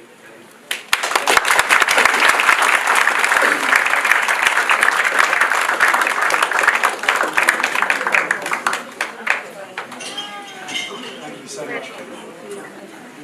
Amazing. So much stuff I didn't know about. I didn't think Dad argued with anyone that wasn't me. So our next speaker doesn't need much of an introduction. It's my cousin and Dad's nephew, Myron, by England, who is my mum's younger brother's son. Myron and I, you wouldn't believe it, but I'm actually the same age. He's actually older than me. And although he lived in Nottingham and I was in Birmingham, we spent a huge amount of time together growing up. Most Sundays were spent learning Tamil and playing football, and many school holidays were spent at each other's houses. So Myron saw a lot of my dad, not just as an uncle, but very much as my father as well. And he treated him like a son too. I just wanted to tell you a quick story that relates to Myron and my dad. Alongside all of the wonderful qualities that we have talked about today, there was one very consistent feature of his personality: his complete and utter aversion to risk. He was terrified of heights. He was terrified of DIY. He was deeply suspicious of any cold weather. And one particular summer with Myron, this became very clear. Myron came to stay with us for a few weeks when we were about 12. Dad said that if we were impeccably behaved, he would take us to Alton Towers for the day. And of course, Prince Myron is always impeccably behaved. So we arrived at Alton Towers, the three of us, unbelievably excited. We had researched every single ride in minute detail. And I think within the first 10 minutes, after we got through the gates, Dad caught sight of one particular ride. For those of you who know it, it's called Nemesis. And he stopped in his tracks, completely stopped. He went really quiet. Then he looked like he was going a bit blue. Then he swore in Tamil multiple times. He swore again, louder and louder. Then he stopped talking, didn't say a word for about 5 minutes. Then very calmly realised that he was supposed to be looking after us, and calmly announced that we would be not going on any more rides designed for anyone over the age of 6. So, we went on the teacups and the runaway line train, and then we went home. He had a brilliant day. I will leave it to Myron to tell you a little bit more about him. He's here. Myron, over to you.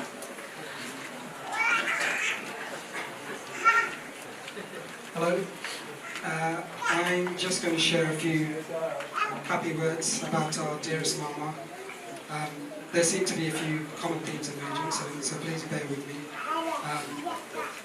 As Robert said, my name is Myron. I'm one of his nephews, although that was never the name by which he addressed me. He had a collection of nicknames for me. Maru, Machili, or his personal favourite, Mavitapuram Maru. I couldn't tell you where these nicknames came from, especially as I have zero affiliation with that village. But Maru was the one that stuck, and he'd get great delight from howling Maru as he breathed. That was his spirit. He loved to laugh, to joke, and to do impressions, and he loved to make us smile. I spent many fun happy childhood holidays with the Vamedevans, always wrapped in his humour, kindness and warmth.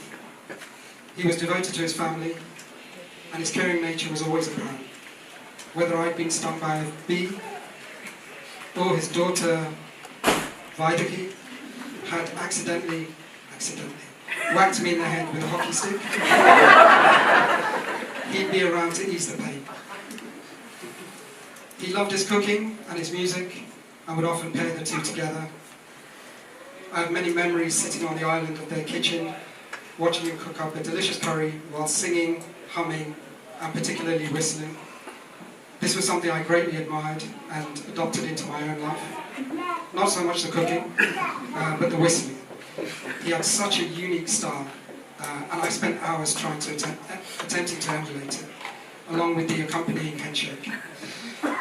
In the end, I couldn't quite manage it and had to settle for my own vanilla style of whistling, but he provided the inspiration. And he certainly had a wonderful musical ear. And I know he would have been extremely proud to see that musical talent passed on to his children, with the exception of Putman, of course. I'm not convinced that DJing counts.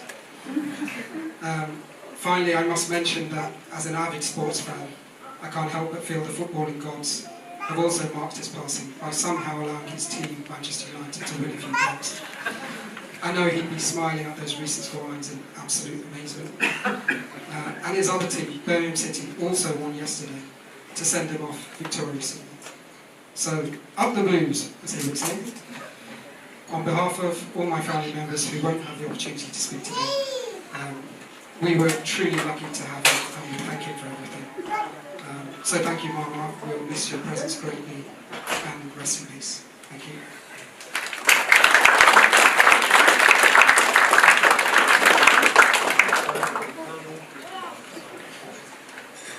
Sorry, we're just trying to play with the levels because apparently the online viewers, there's apparently an issue they can't hear us, so bear with me if there's any distortion. No? Don't worry, let's leave it, it's fine. Okay, so, is that better? Okay, leave it, don't worry. Our next speaker, and the last one in this section, and then we're going to let you guys go and get some proper food and chat for a while to split it up, is Appa's nephew, Saravan. Saravan is the son of my dad's younger brother, Karunanidhi. He was the one that read so beautifully in Tamil for us at the crematorium earlier. Saravanan doesn't really need the introduction from me. He and my father had their own special way of communicating. Some sort of private language that the rest of us were never really quite allowed to understand. So it's with some trepidation that I hope he speaks this in English so that we can actually understand. But Sav, over to you.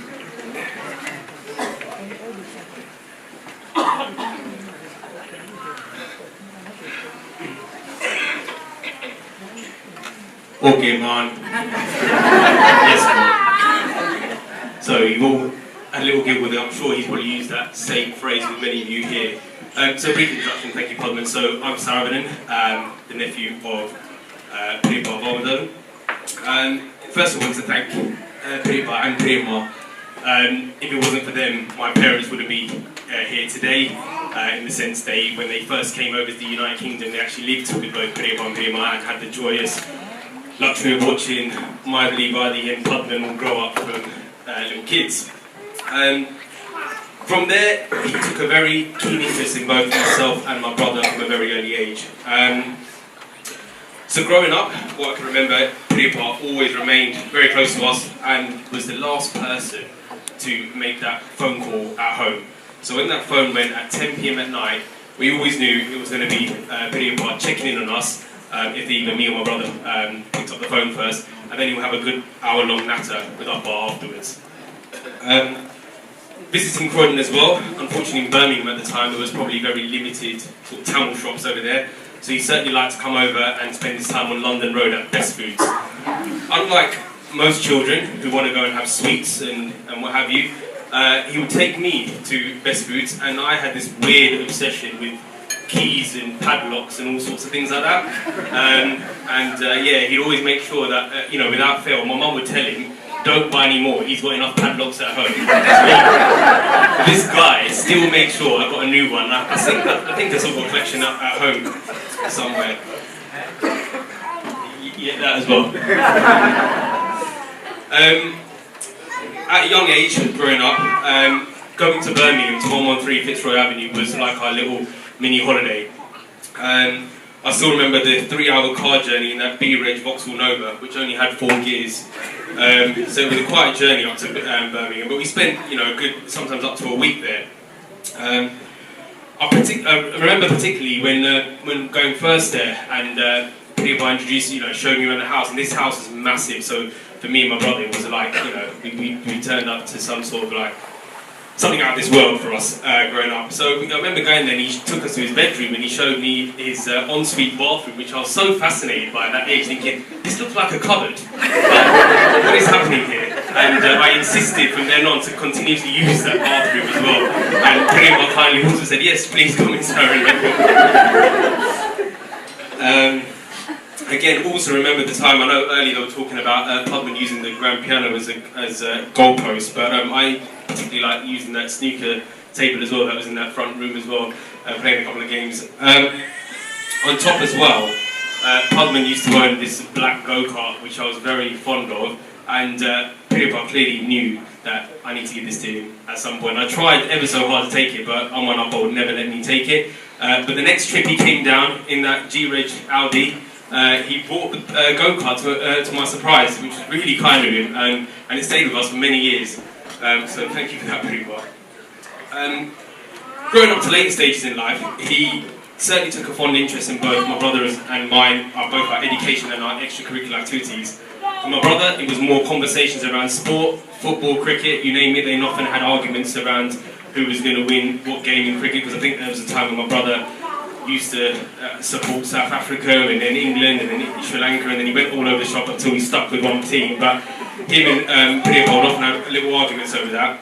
But for me, with my music, and in particular with Mridangam, he was very supportive over the years, often asked how it was all going, especially leading up to my Arang engagement, even onwards, asking how my progression is and what the next stages are in my life are coming. One last thing I'd like to share in terms of what really daunted me when Padman asked me to do this speech was, I don't know if many of you know here, but Padman had a weird obsession with Thomas the Tank Engine.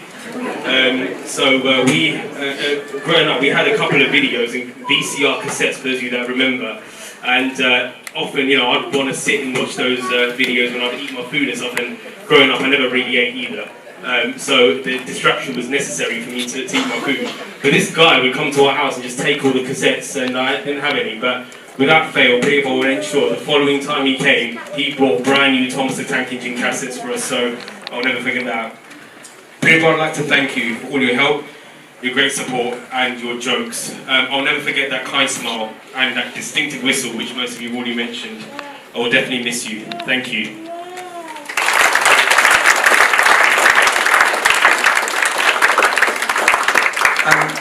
Everyone, I've just spoken to the caterers, and their suggestion is that we do all the speeches and then eat, which I'm really sorry about, because I know that everyone only comes here for the food, really. But I'm joking.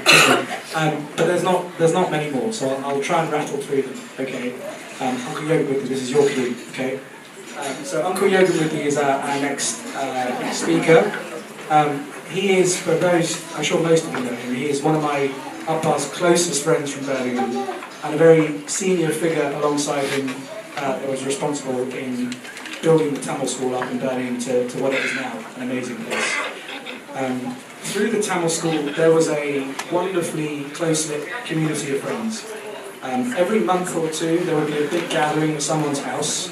The children would run off and mix upstairs, and the adults would enjoy what can only be described as a very lively evening of food and juice. Looking back now and realising that I'm entering that phase of life myself, I can only conclude that I am considerably more boring than they ever were.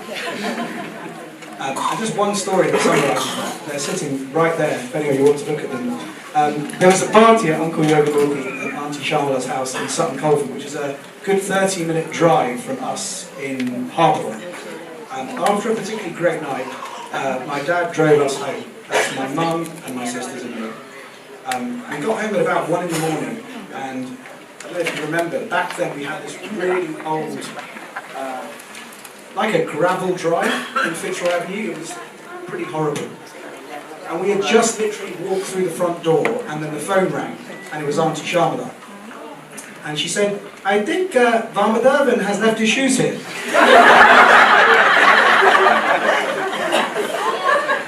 And my mum had picked up the phone, and she said, no, that can't be right. He has just driven us all the way home. And then I remember just looking at my mum, and she looked down, and she realised in that moment that her responsible, medically trained husband had indeed just driven 3 kids home, walked across a vicious gravel driveway, completely barefoot, and had no understanding of what he had done. So with that, Uncle Yogamurthy, I will hand over to you.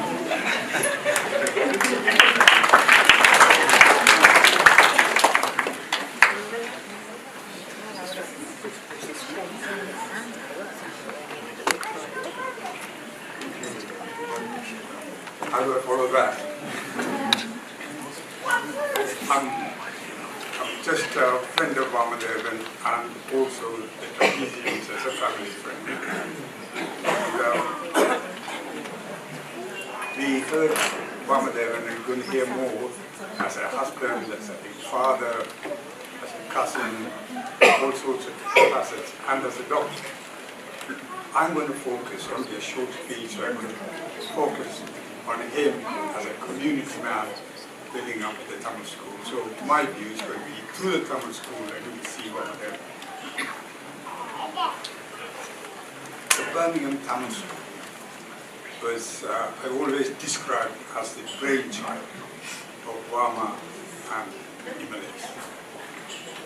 And it is Birmingham Tamil School, but people attended were from Coventry, from Walsall, Nottingham, Leicester, all over the place. They used to come, and Stafford, and they used to come. And we used to have 2 functions: the Saraswati Puja and the annual dinner. And it's been recorded a few times how good he was in cooking. And all the time, Vama will fill the paraplu for the annual lunch. That will be about 200 people turning up. He will fill the paraplu That's his trademark thing, and he carried on doing that at the school function. And for Saraswati Puja, he used to escort Saraswati to the school and back for the puja. And he did that until he left Birmingham and moved over to here in Croydon. And now Saraswati lives in Eastbourne's house. Eastbourne, for those who haven't heard, is the Tamil school. And he left it there. Today this speech would have been done by Eastbourne if not for the fact he's in a hospital. It just happened a couple of days ago. And staying with the Tamil school, the other function, the annual lunch.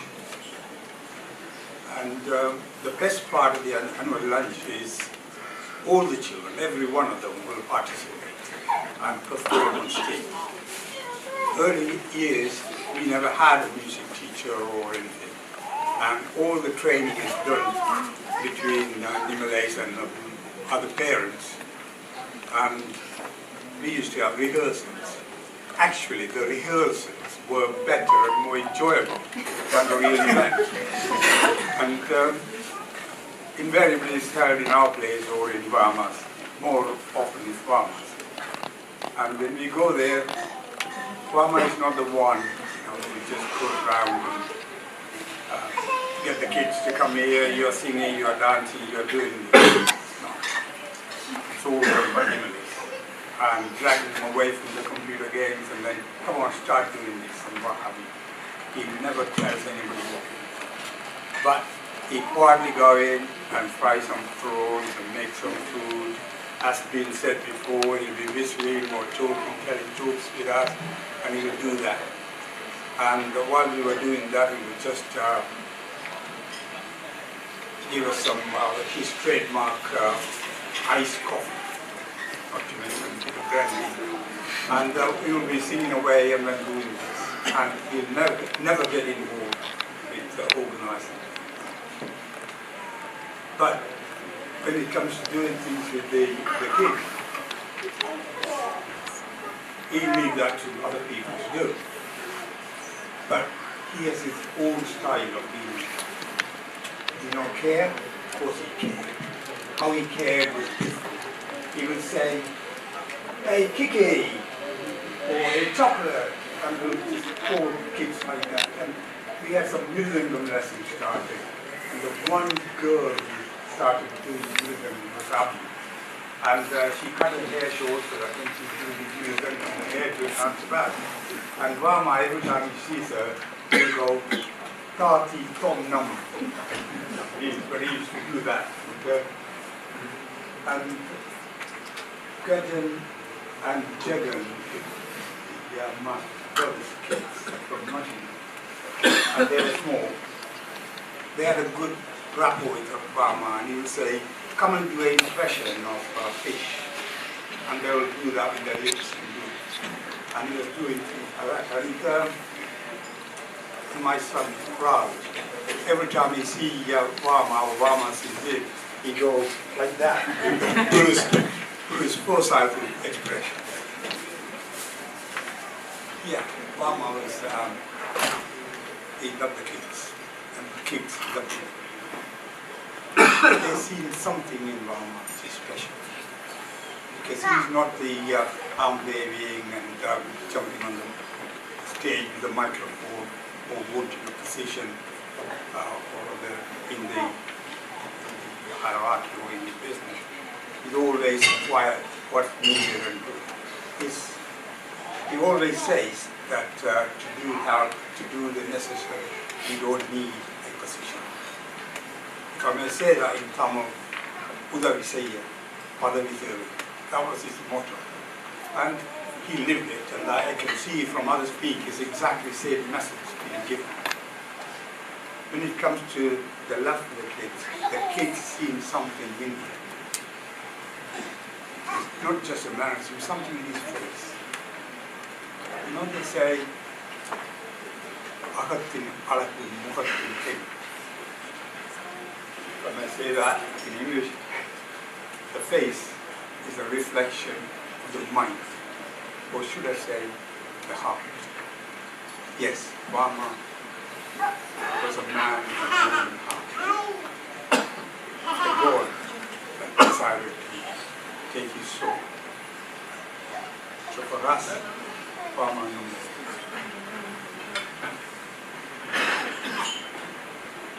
but he will remain with us forevermore in our memory.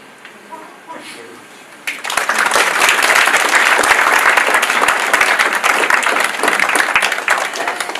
Okay, we're on the home straight. Thank you, Uncle Yokovic. That was very touching.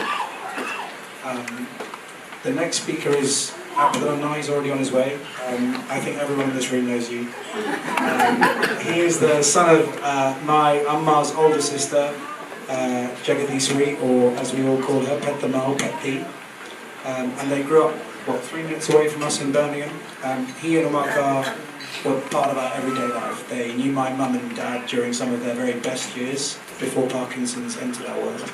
So, yeah, he brings with him, I hope, memories not just of Dad as an uncle, but a whole chapter of our family life that feels especially precious now, and that I never experienced. So, that's a lot of pressure. Hello, everybody. Firstly, thank you very much for everybody for coming and celebrating my uncle's life. As Putman said, my name is Vamadevan, and I would like to just talk just a couple of minutes on Vamadevan Thampiah. I'd love to tell you all the funny stories, of which there were many, or of his repetitive joke-telling habit, which generally ended with an "Oh Bandara Naka." You know, he definitely found his own jokes hilarious. But when I think about it, what I really enjoyed was watching him just chuckle away for a few minutes to himself at his own joke for longer than wasn't deserved. But irrespective of whether you found it funny or not, it didn't matter. He was in a good place. He put dad jokes on the map, and he was just a happy man. He never really gave life-changing speeches. You know, I probably messed something up for the 100th time, and then, you know, he didn't stop there and try and lecture me. He was one of those guys. He was joyous on your successes and supportive during your failures, never judgmental. And what I learned from him was not words in a speech, it was from his behaviour and actions. He showed resilience in the face of adversity and humility where many men would crumble. He was, I mean, people talk about this, but he was super intelligent. He remembered stuff from literally when he was 4 years old. He's that guy. And he didn't force his views onto other people. He wasn't flashy. He enjoyed simple pleasures in life. He liked a small bottle of beer in the evening after a day of practice, maybe a couple of Glenmorangie or two at a party, but generally in moderation. And when Kunjanti was diagnosed with Parkinson's, he continued to be an inspiring role model with a permanent smile on his face, except if obviously United were losing. And he also, along with my auntie, brought up 3 wonderful children while perfecting his fish curry recipes at the same time. He also managed, you know, when she was really ill, to send 3 children to independent schools, which could not have been easy as a sole breadwinner, and he seemed to do it all effortlessly. There was never any shouting or screaming as he did this, just determined humility. That's what he taught me. He stood tall, not because of what he said, but how he behaved as a man, father, husband and uncle. He'll be missed. Thank you.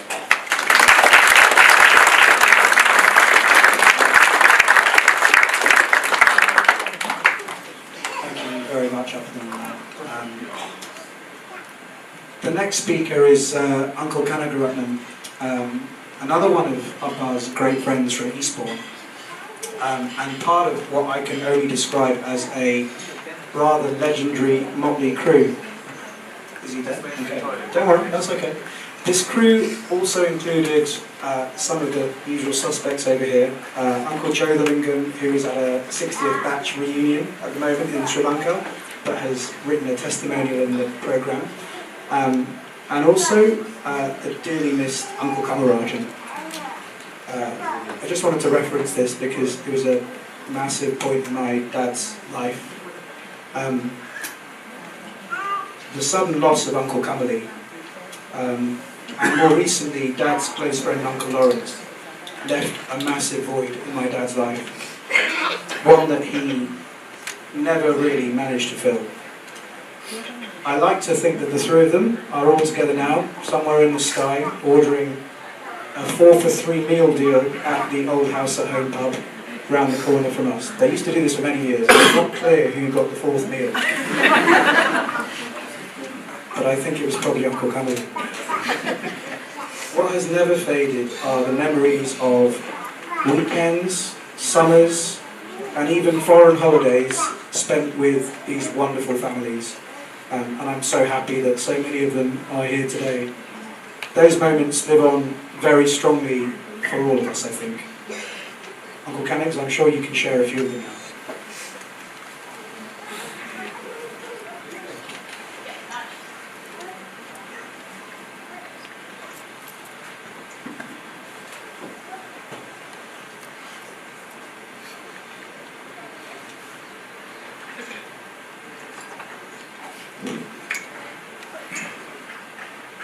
Thanks, Batman, for that wonderful intro. It's a humbling privilege to stand here and pay my personal tribute to a magnificent friend. I called him Barnes. He called me Canucks. Amidst all our heartbreaking sorrow, we should celebrate his magnificent life. He lived his life full and well. Warman's most appealing and defining character was his sense of humor. He always beamed with jokes related to real life events. People found him easy to connect with because of his sense of humor.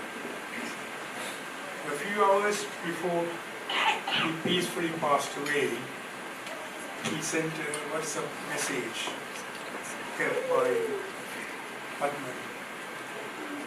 He said to me, Canucks, Jyoti and Pushpa Kamalrajan, see you soon.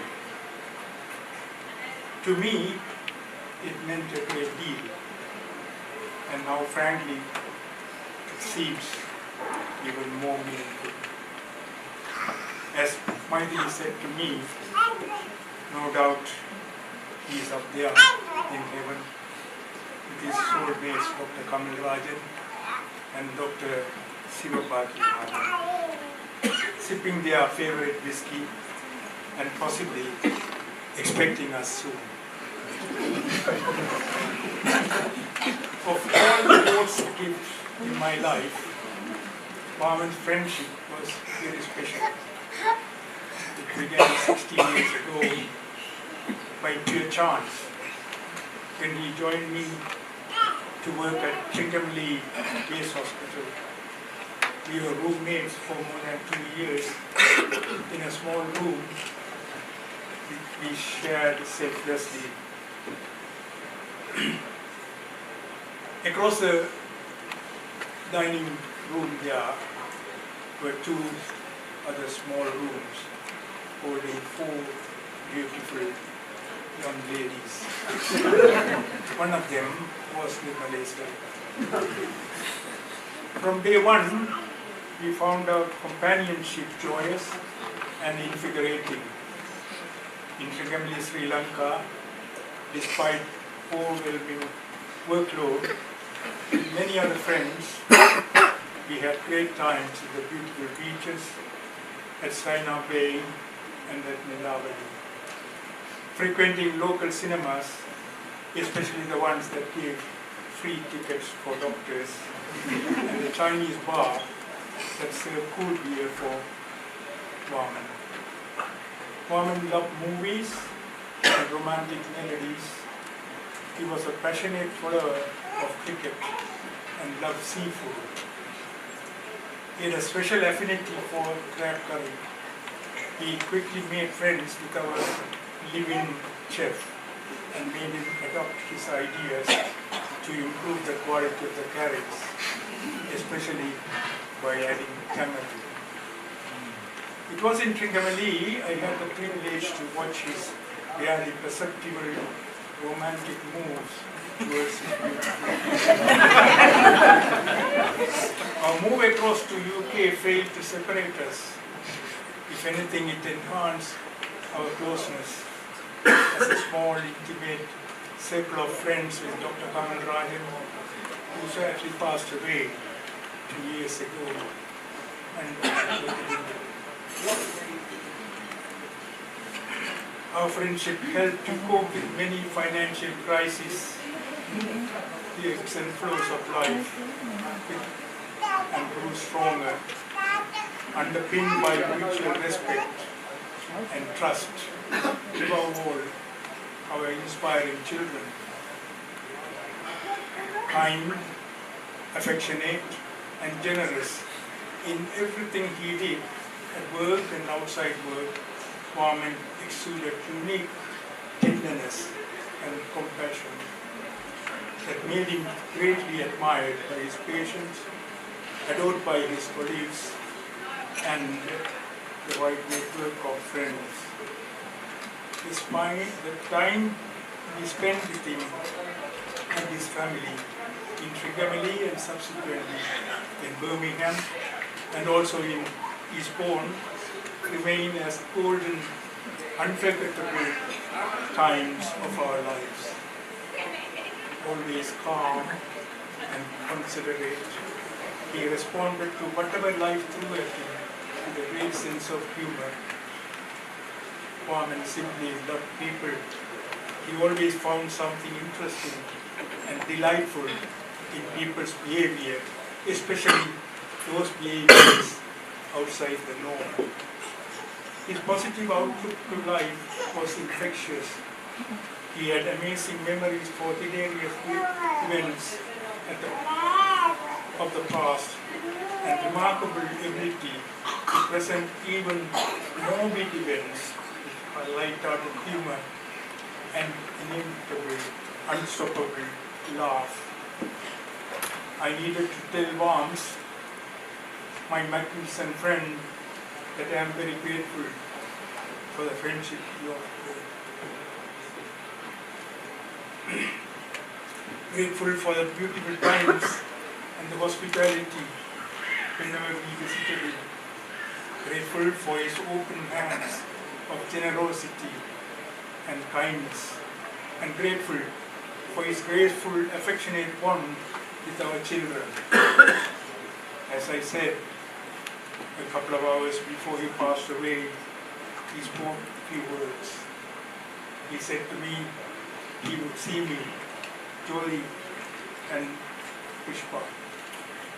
And then, quite suddenly, he paraphrased Robinson's words, quote, he was touched him to rest in peace. Instead, as Mahatma Gandhi said, life would persist. Our Vaman's life would persist among the lives of this beautiful family, his grandchildren, his children, and us as his friends, with rich and lasting memories. May Vaman, my cherished friend, rest in eternal peace with the feet of Lord Shiva. Thank you.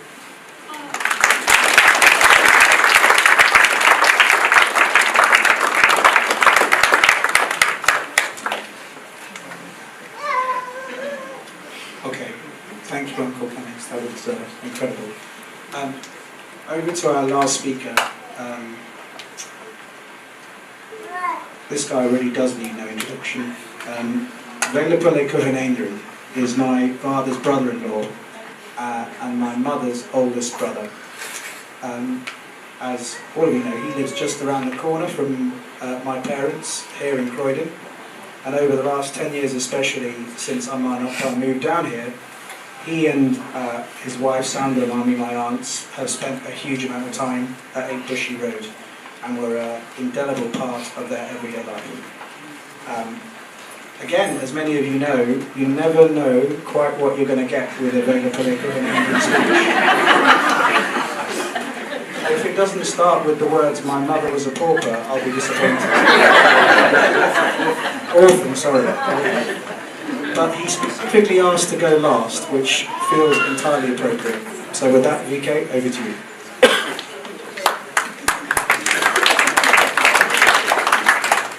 Good afternoon, ladies and gentlemen.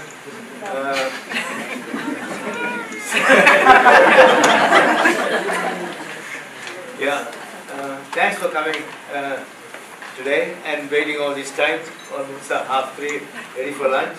I'm the last man, so I'll be very short. We are gathered here today in this quiet place in Croydon to remember and say goodbye to Vamadevan. Vamadevan lived a full life. 80 years shaped by responsibility, kindness and quiet strength. He did not seek attention or praise. He earned respect simply through how he lived and how he treated others. I speak today as his brother-in-law and as someone who had the privilege of knowing him well. The number of people here and the many messages from around the world reflect the regard in which he was held. Not just affection, but genuine admiration. Vamadevan was, in every sense, a typical Tamil man with great virtues: dignity, duty, discipline, and humility. These were not ideas he talked about. They were values he lived by.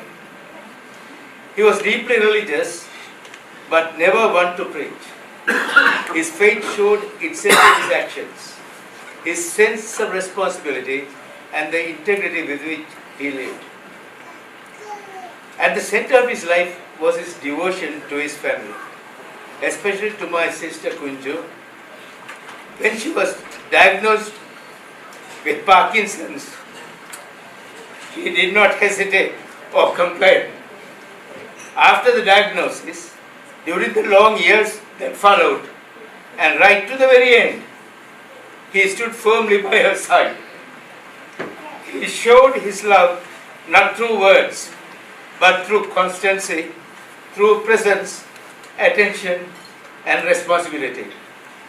Even in his later years, while quietly managing his own pain, his focus remained on her. He did what needed to be done, without seeking recognition. In that, he was a silent hero. That same steadiness extended to the rest of his family, close and extended. He was dependable and thoughtful, someone you could rely on. Vamadevan also had a gentle humor and a calm smile that stayed with you. In recent days, it is these memories, the smiles, the quiet jokes, the warmth in his eyes that have stayed with us. I cannot fail to mention one incident. Before he got married, me and Vamadevan, some of us here, were in a car accident. And it had been very tragic for a lot of us. But it turned out to be more like a comedy when Vamadevan immediately afterward told Mohan, Kati Nitapita. Anyway, today above all, we feel gratitude. Gratitude for his life and for the example he set, showing us that love lived daily through consistency and care without ever instructing. He reminded us of our responsibilities to one another. To Maithili, Vaidehi and Padman and your family, we are deeply proud of you. The care, patience and love you have shown your parents over many years, quietly and consistently, has not gone unnoticed.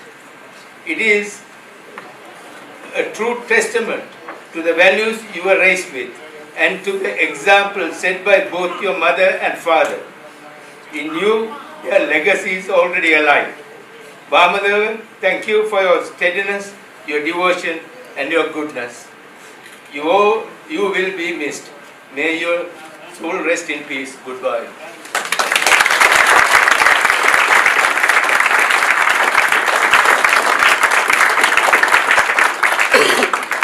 Well, rather selfishly, I just wanted to say a few words to finish. I've said enough, I know, but I just firstly wanted to thank everyone who has spoken today. Appa would have loved hearing all of your stories. I'm sure he has heard them, wherever he is, just as we all have.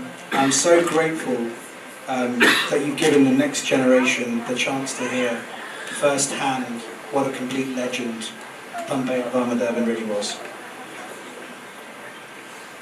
Just a few final thoughts, if that's okay, and then I promise you can eat. Although Dad, as many of you have said, was quiet and undemonstrative, he was always present, especially in the hardest moments. He never ran away from them. Yes, he was always there at the cricket matches, you know, the hockey matches, Maidli and Vaidi's performances, etc.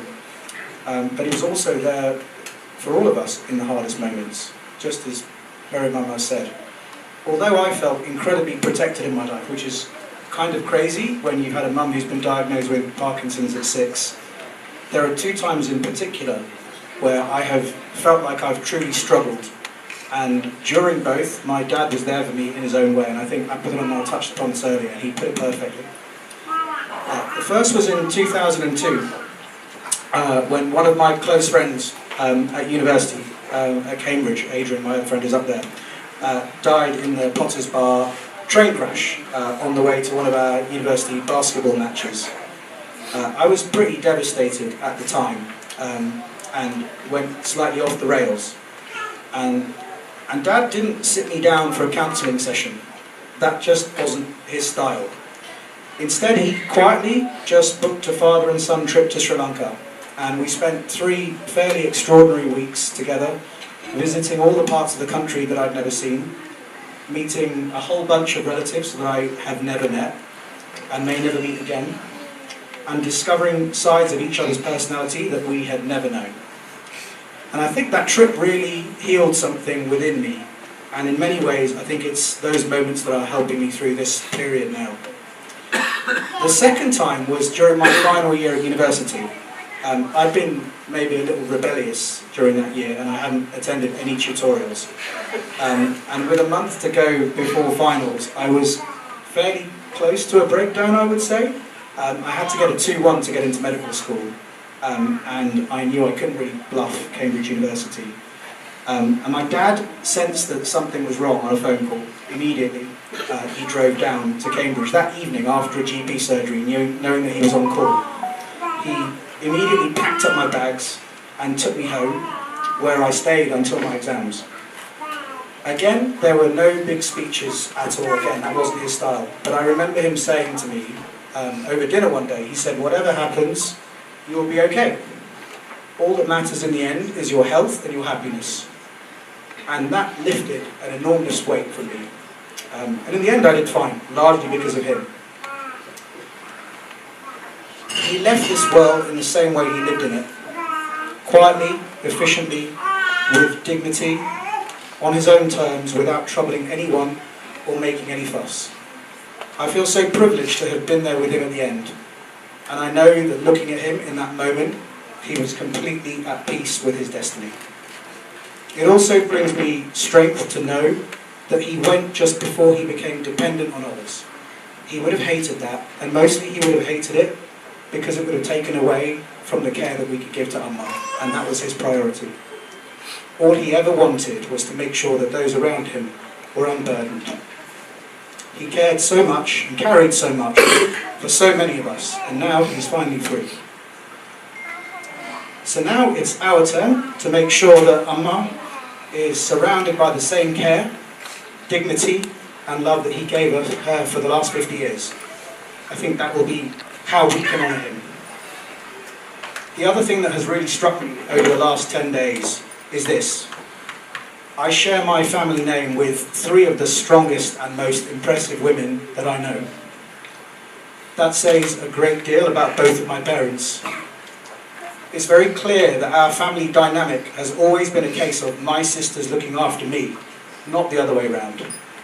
So I just wanted to take this moment to thank Maidari and Vaidehi, not just for the last 2 weeks where you have done everything, but for the last 42 years.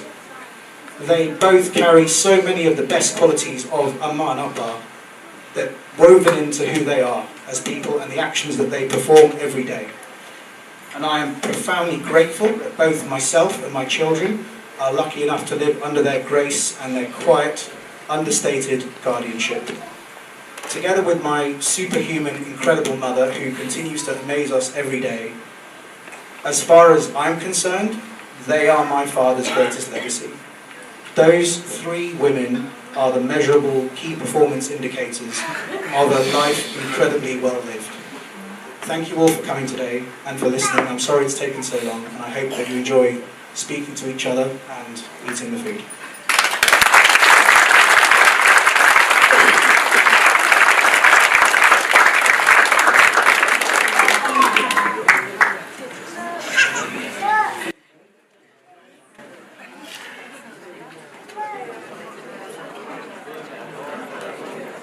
The food will be served next door, so please feel free.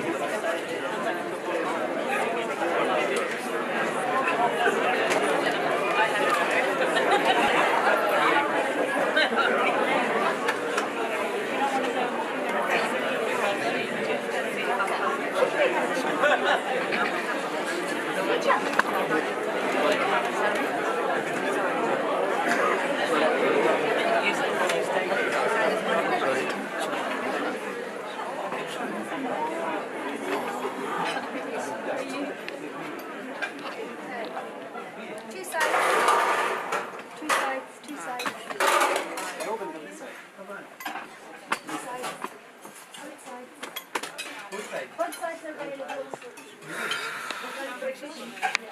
Huh?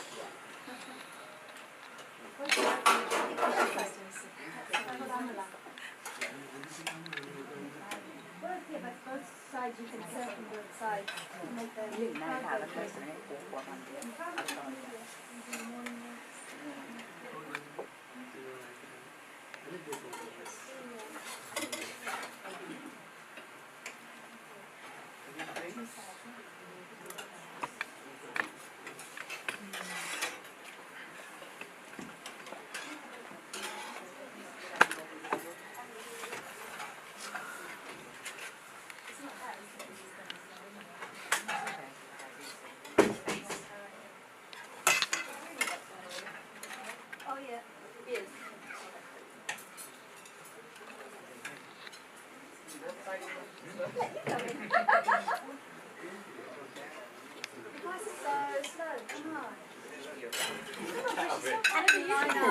Get over here, man. People can overtake you, man. It's not relying on one person.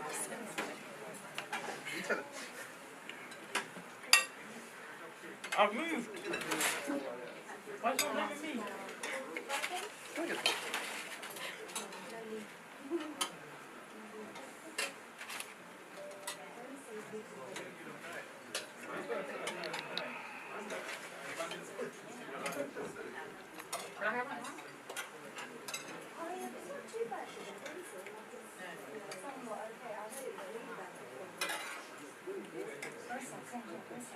Both sides, yeah, both sides. Look at see which one's going to be faster. Yeah. What's the whenever we this was like told to request that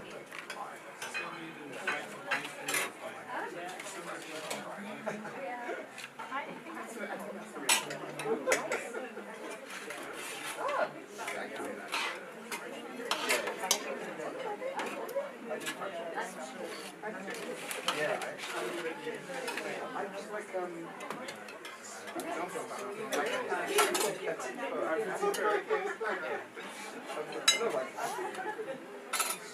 I was always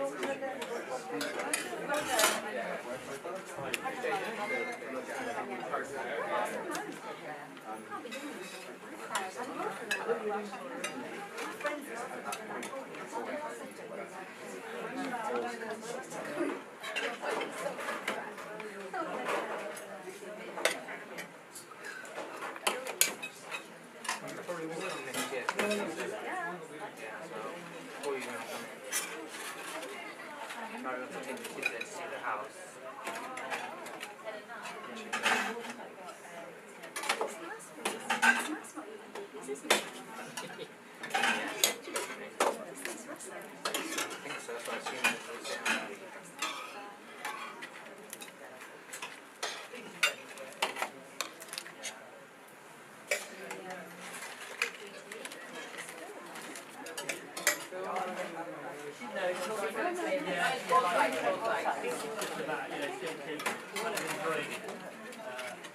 I'm enjoying it. Now's the kind of fun time. I'm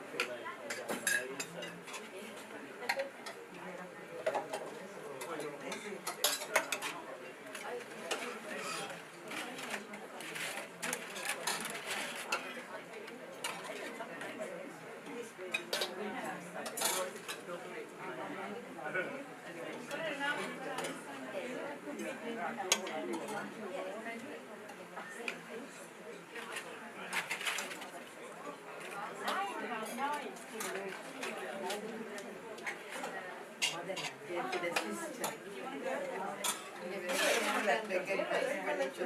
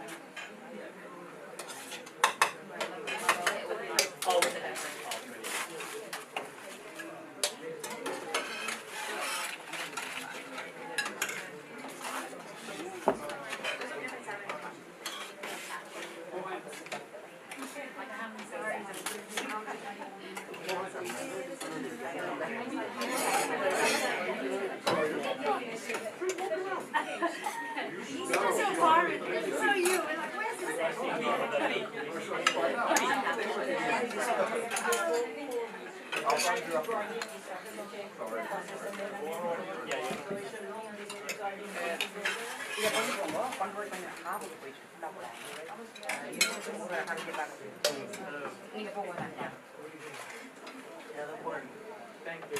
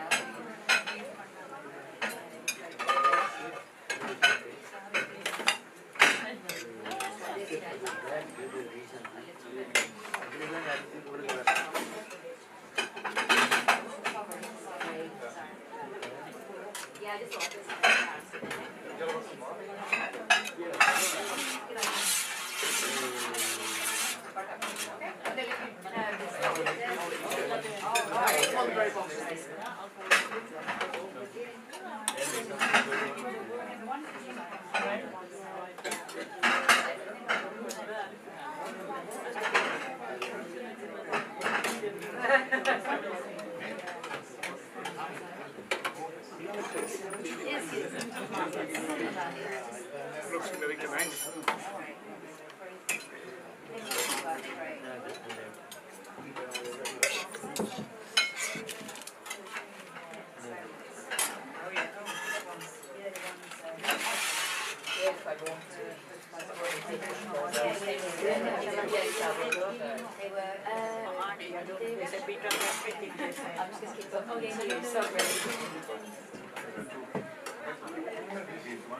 Yeah, you can go both ways.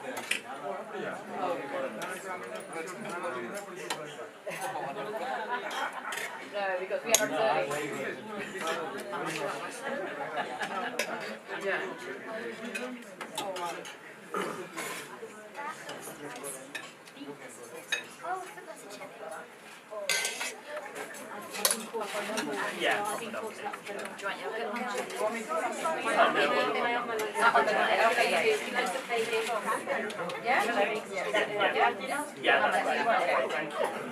I'll put it for you. I'll put you on. Okay. Hang on, some yogurt in there. Sorry. Thank you very much. No, that's fine. Thank you. Yeah, on this one, can I get a little? Oh, yeah, yeah. No, just give it. Sorry.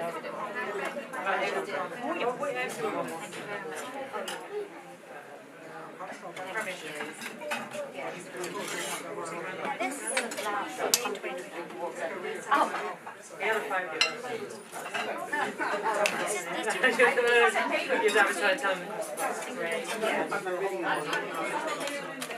Yeah.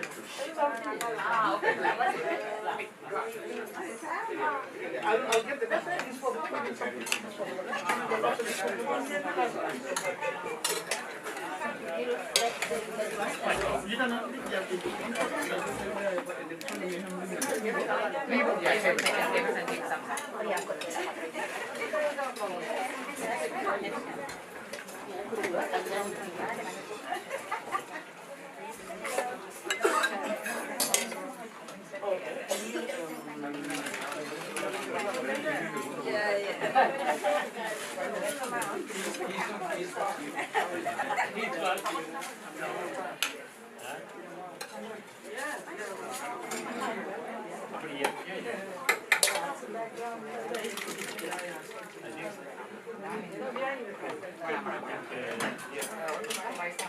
Please say that, that's okay.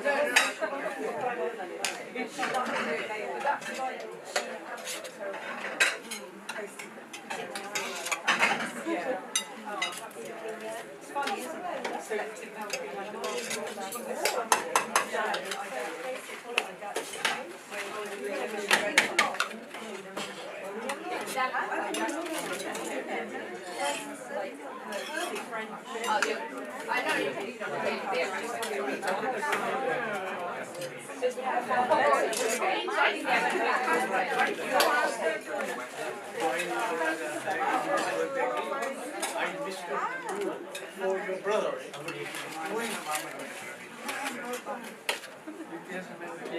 Sorry, you also said I met him for the first time. Yeah, right.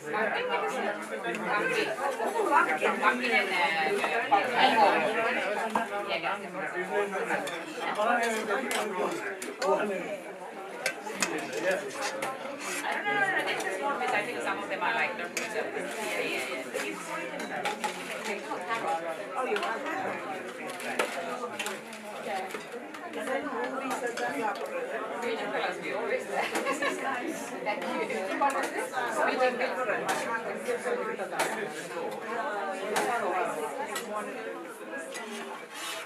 And it's good to have two either side. Yeah. It's quick, more quick. Yeah. Good idea. This is Russell. My car still smells of paneer. Paneer. So, see, they're in Meerwood and Tuck. It's quite far for them. I don't think they know. No, she mentioned. Oh, unless you told them. I don't think they know. Ah.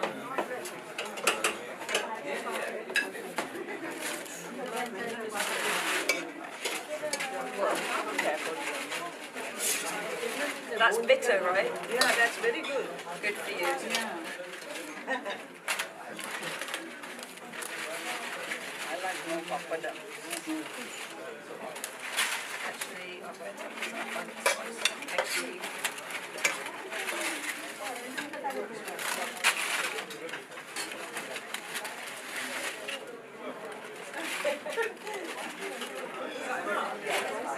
Speech, yeah. Delivery, yeah. It didn't go too far. It didn't go too far.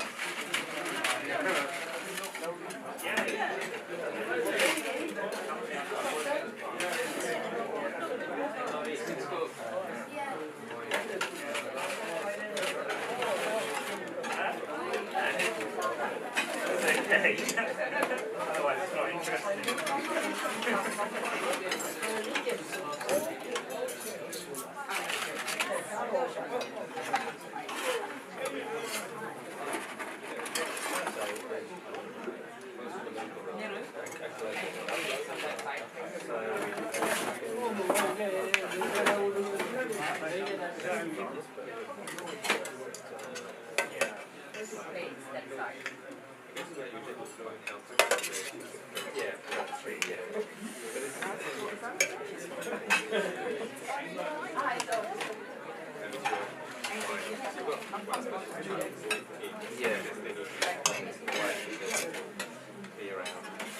Yes.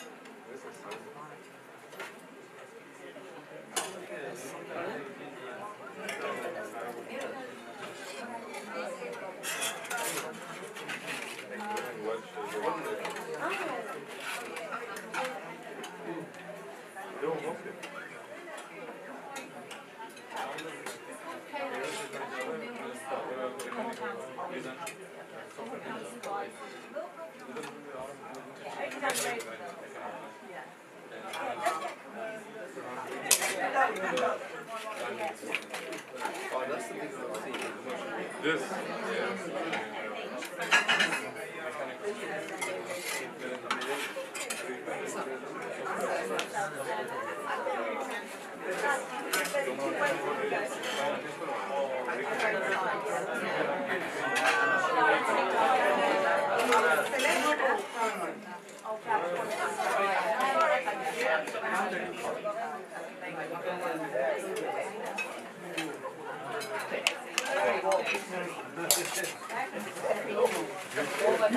That's all.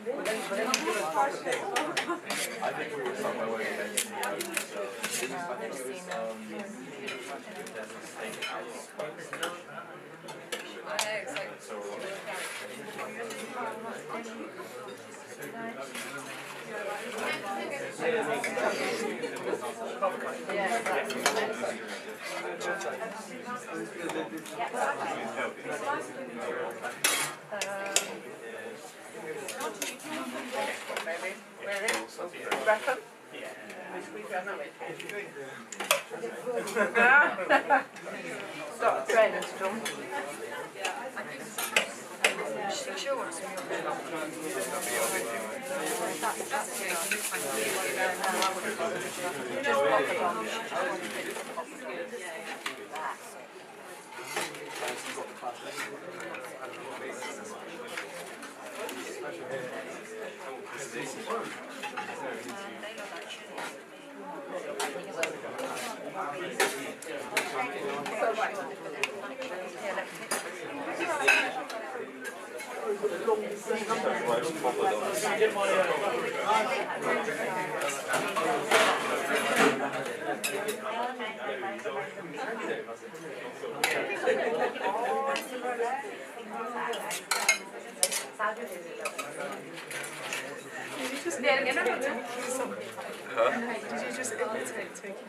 Well, I was moving it around to see what it was. If it was crispy, I was going to take some, but it's not crispy, so I don't want any of it. That's why I've taken some of it. Oh, yeah, but that's chili, so like spicy stuff.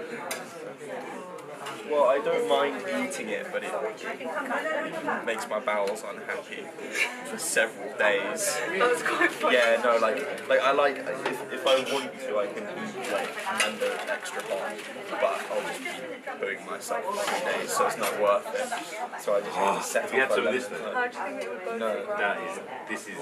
Yeah, I think the grandma's the other way around. She's pretty good at that. She just makes it spicy. Have you had some of this? No. Get some of this. Just try it. Like, honestly, just try it. Yeah,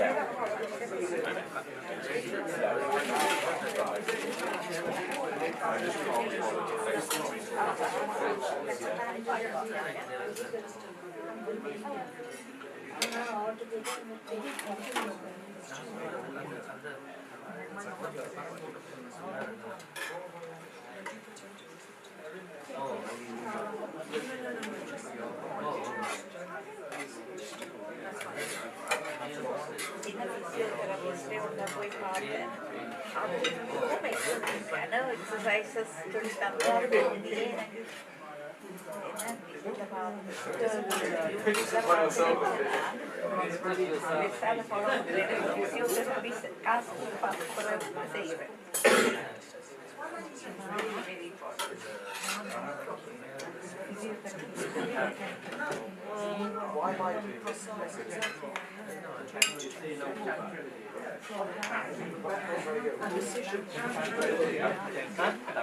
Yeah. To be honest, bro, I mean, sometimes you feel like you've had a great secret that tells you you haven't. So it sometimes psychs you out. If I'm honest, like, we got it on a discount when we got the bag and the year membership for free. So we tried it, which is good, and it's cool if you're really into it, but like, sometimes I know it's good for that. Like, if you want to track like working out, heart rate and stuff like that, it's like, I think the same thing for most of like, so it's mostly like REM sleep, that's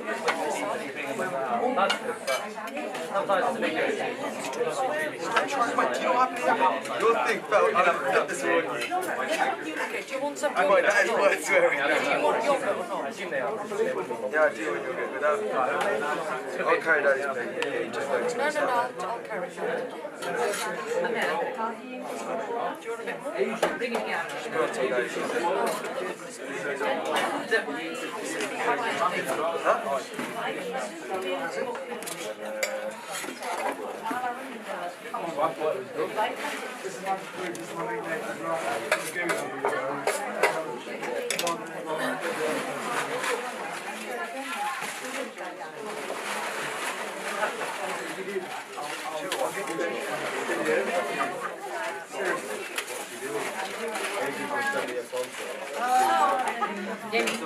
Yemi, drop off that corner.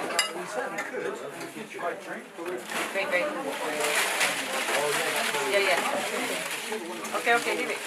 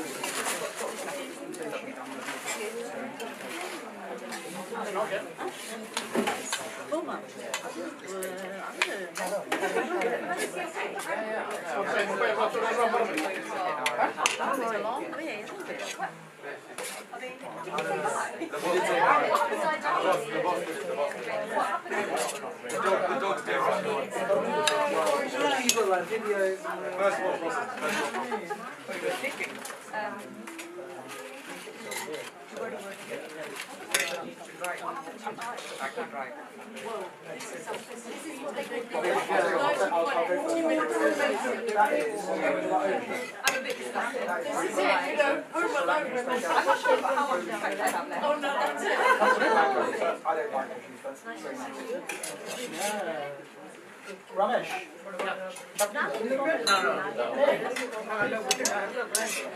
Mahal move பண்ணிட்டாங்க. That is like everyone's favourite.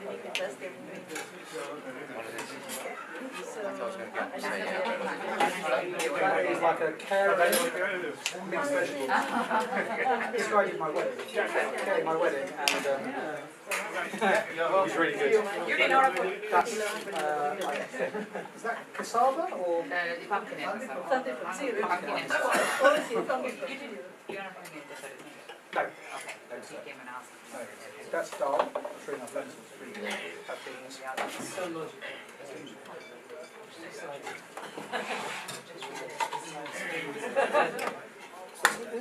That is the proper way anyway in order for the restaurant. Yes. Russell, right? Yeah. And then some yogurt stuff, mate. Well, this is Sri Lankan. Yeah, this is very traditional Sri Lankan food. This is like stuff with park, why not? It's a bit bitter, but it's nice. Oh, the beans look And then that's, green. you like the spicy, that's spicy chili. I'll give that much, mate. Are you based in Croydon? Carol. Are you new? No, it's 20 years? in our wedding. Oh my god!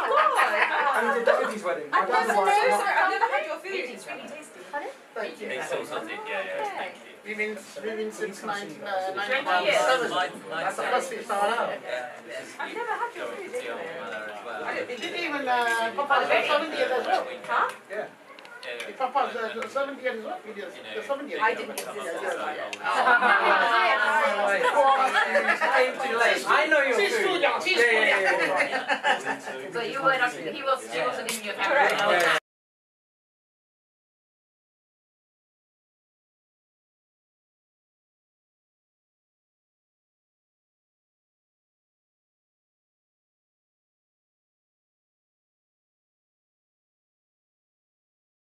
Waiting a lot for him to stop.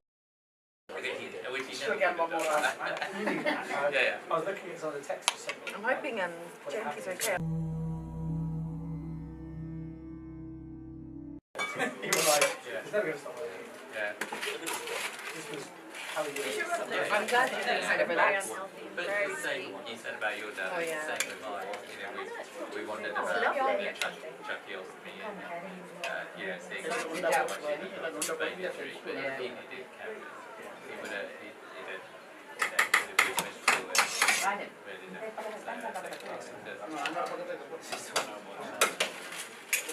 Off top. My sister. Yeah. She's got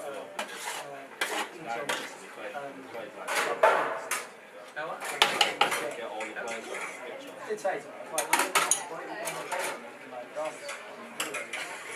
Can be like a wild sensation. Yeah, she's. There's a fellow. Consultant, actually, he's got, who's left them? Well, it was her and Jeremy. Well, it was Jeremy and Maria. Maria, probably. Jeremy and only just started geniuses.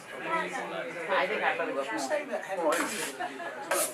You know his language, it's just too jolly. Only two have I done with everything. Very able to do it. Be useful. Yeah.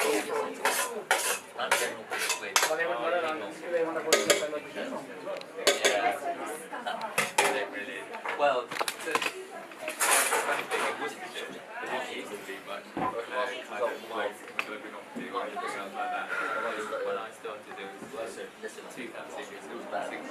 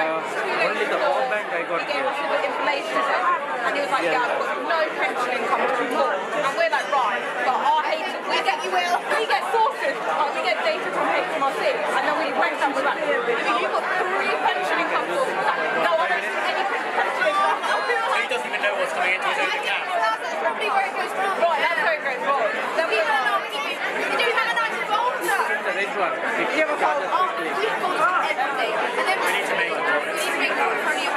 But yeah, prior to that, one of your filing systems used to be a drawer, stuff in the drawer, stuff in the drawer. And then when I said, I was like, no, I file, I'm going to have a folder. And then I was like, I don't see the point. And he's wasting my life putting in this folder. I am a master of the spreadsheet. You are the master of our household spreadsheet. But, like, everyone's so started putting these files. And then, you know, suddenly you need, like, I don't know, my MOT stuff. Yeah.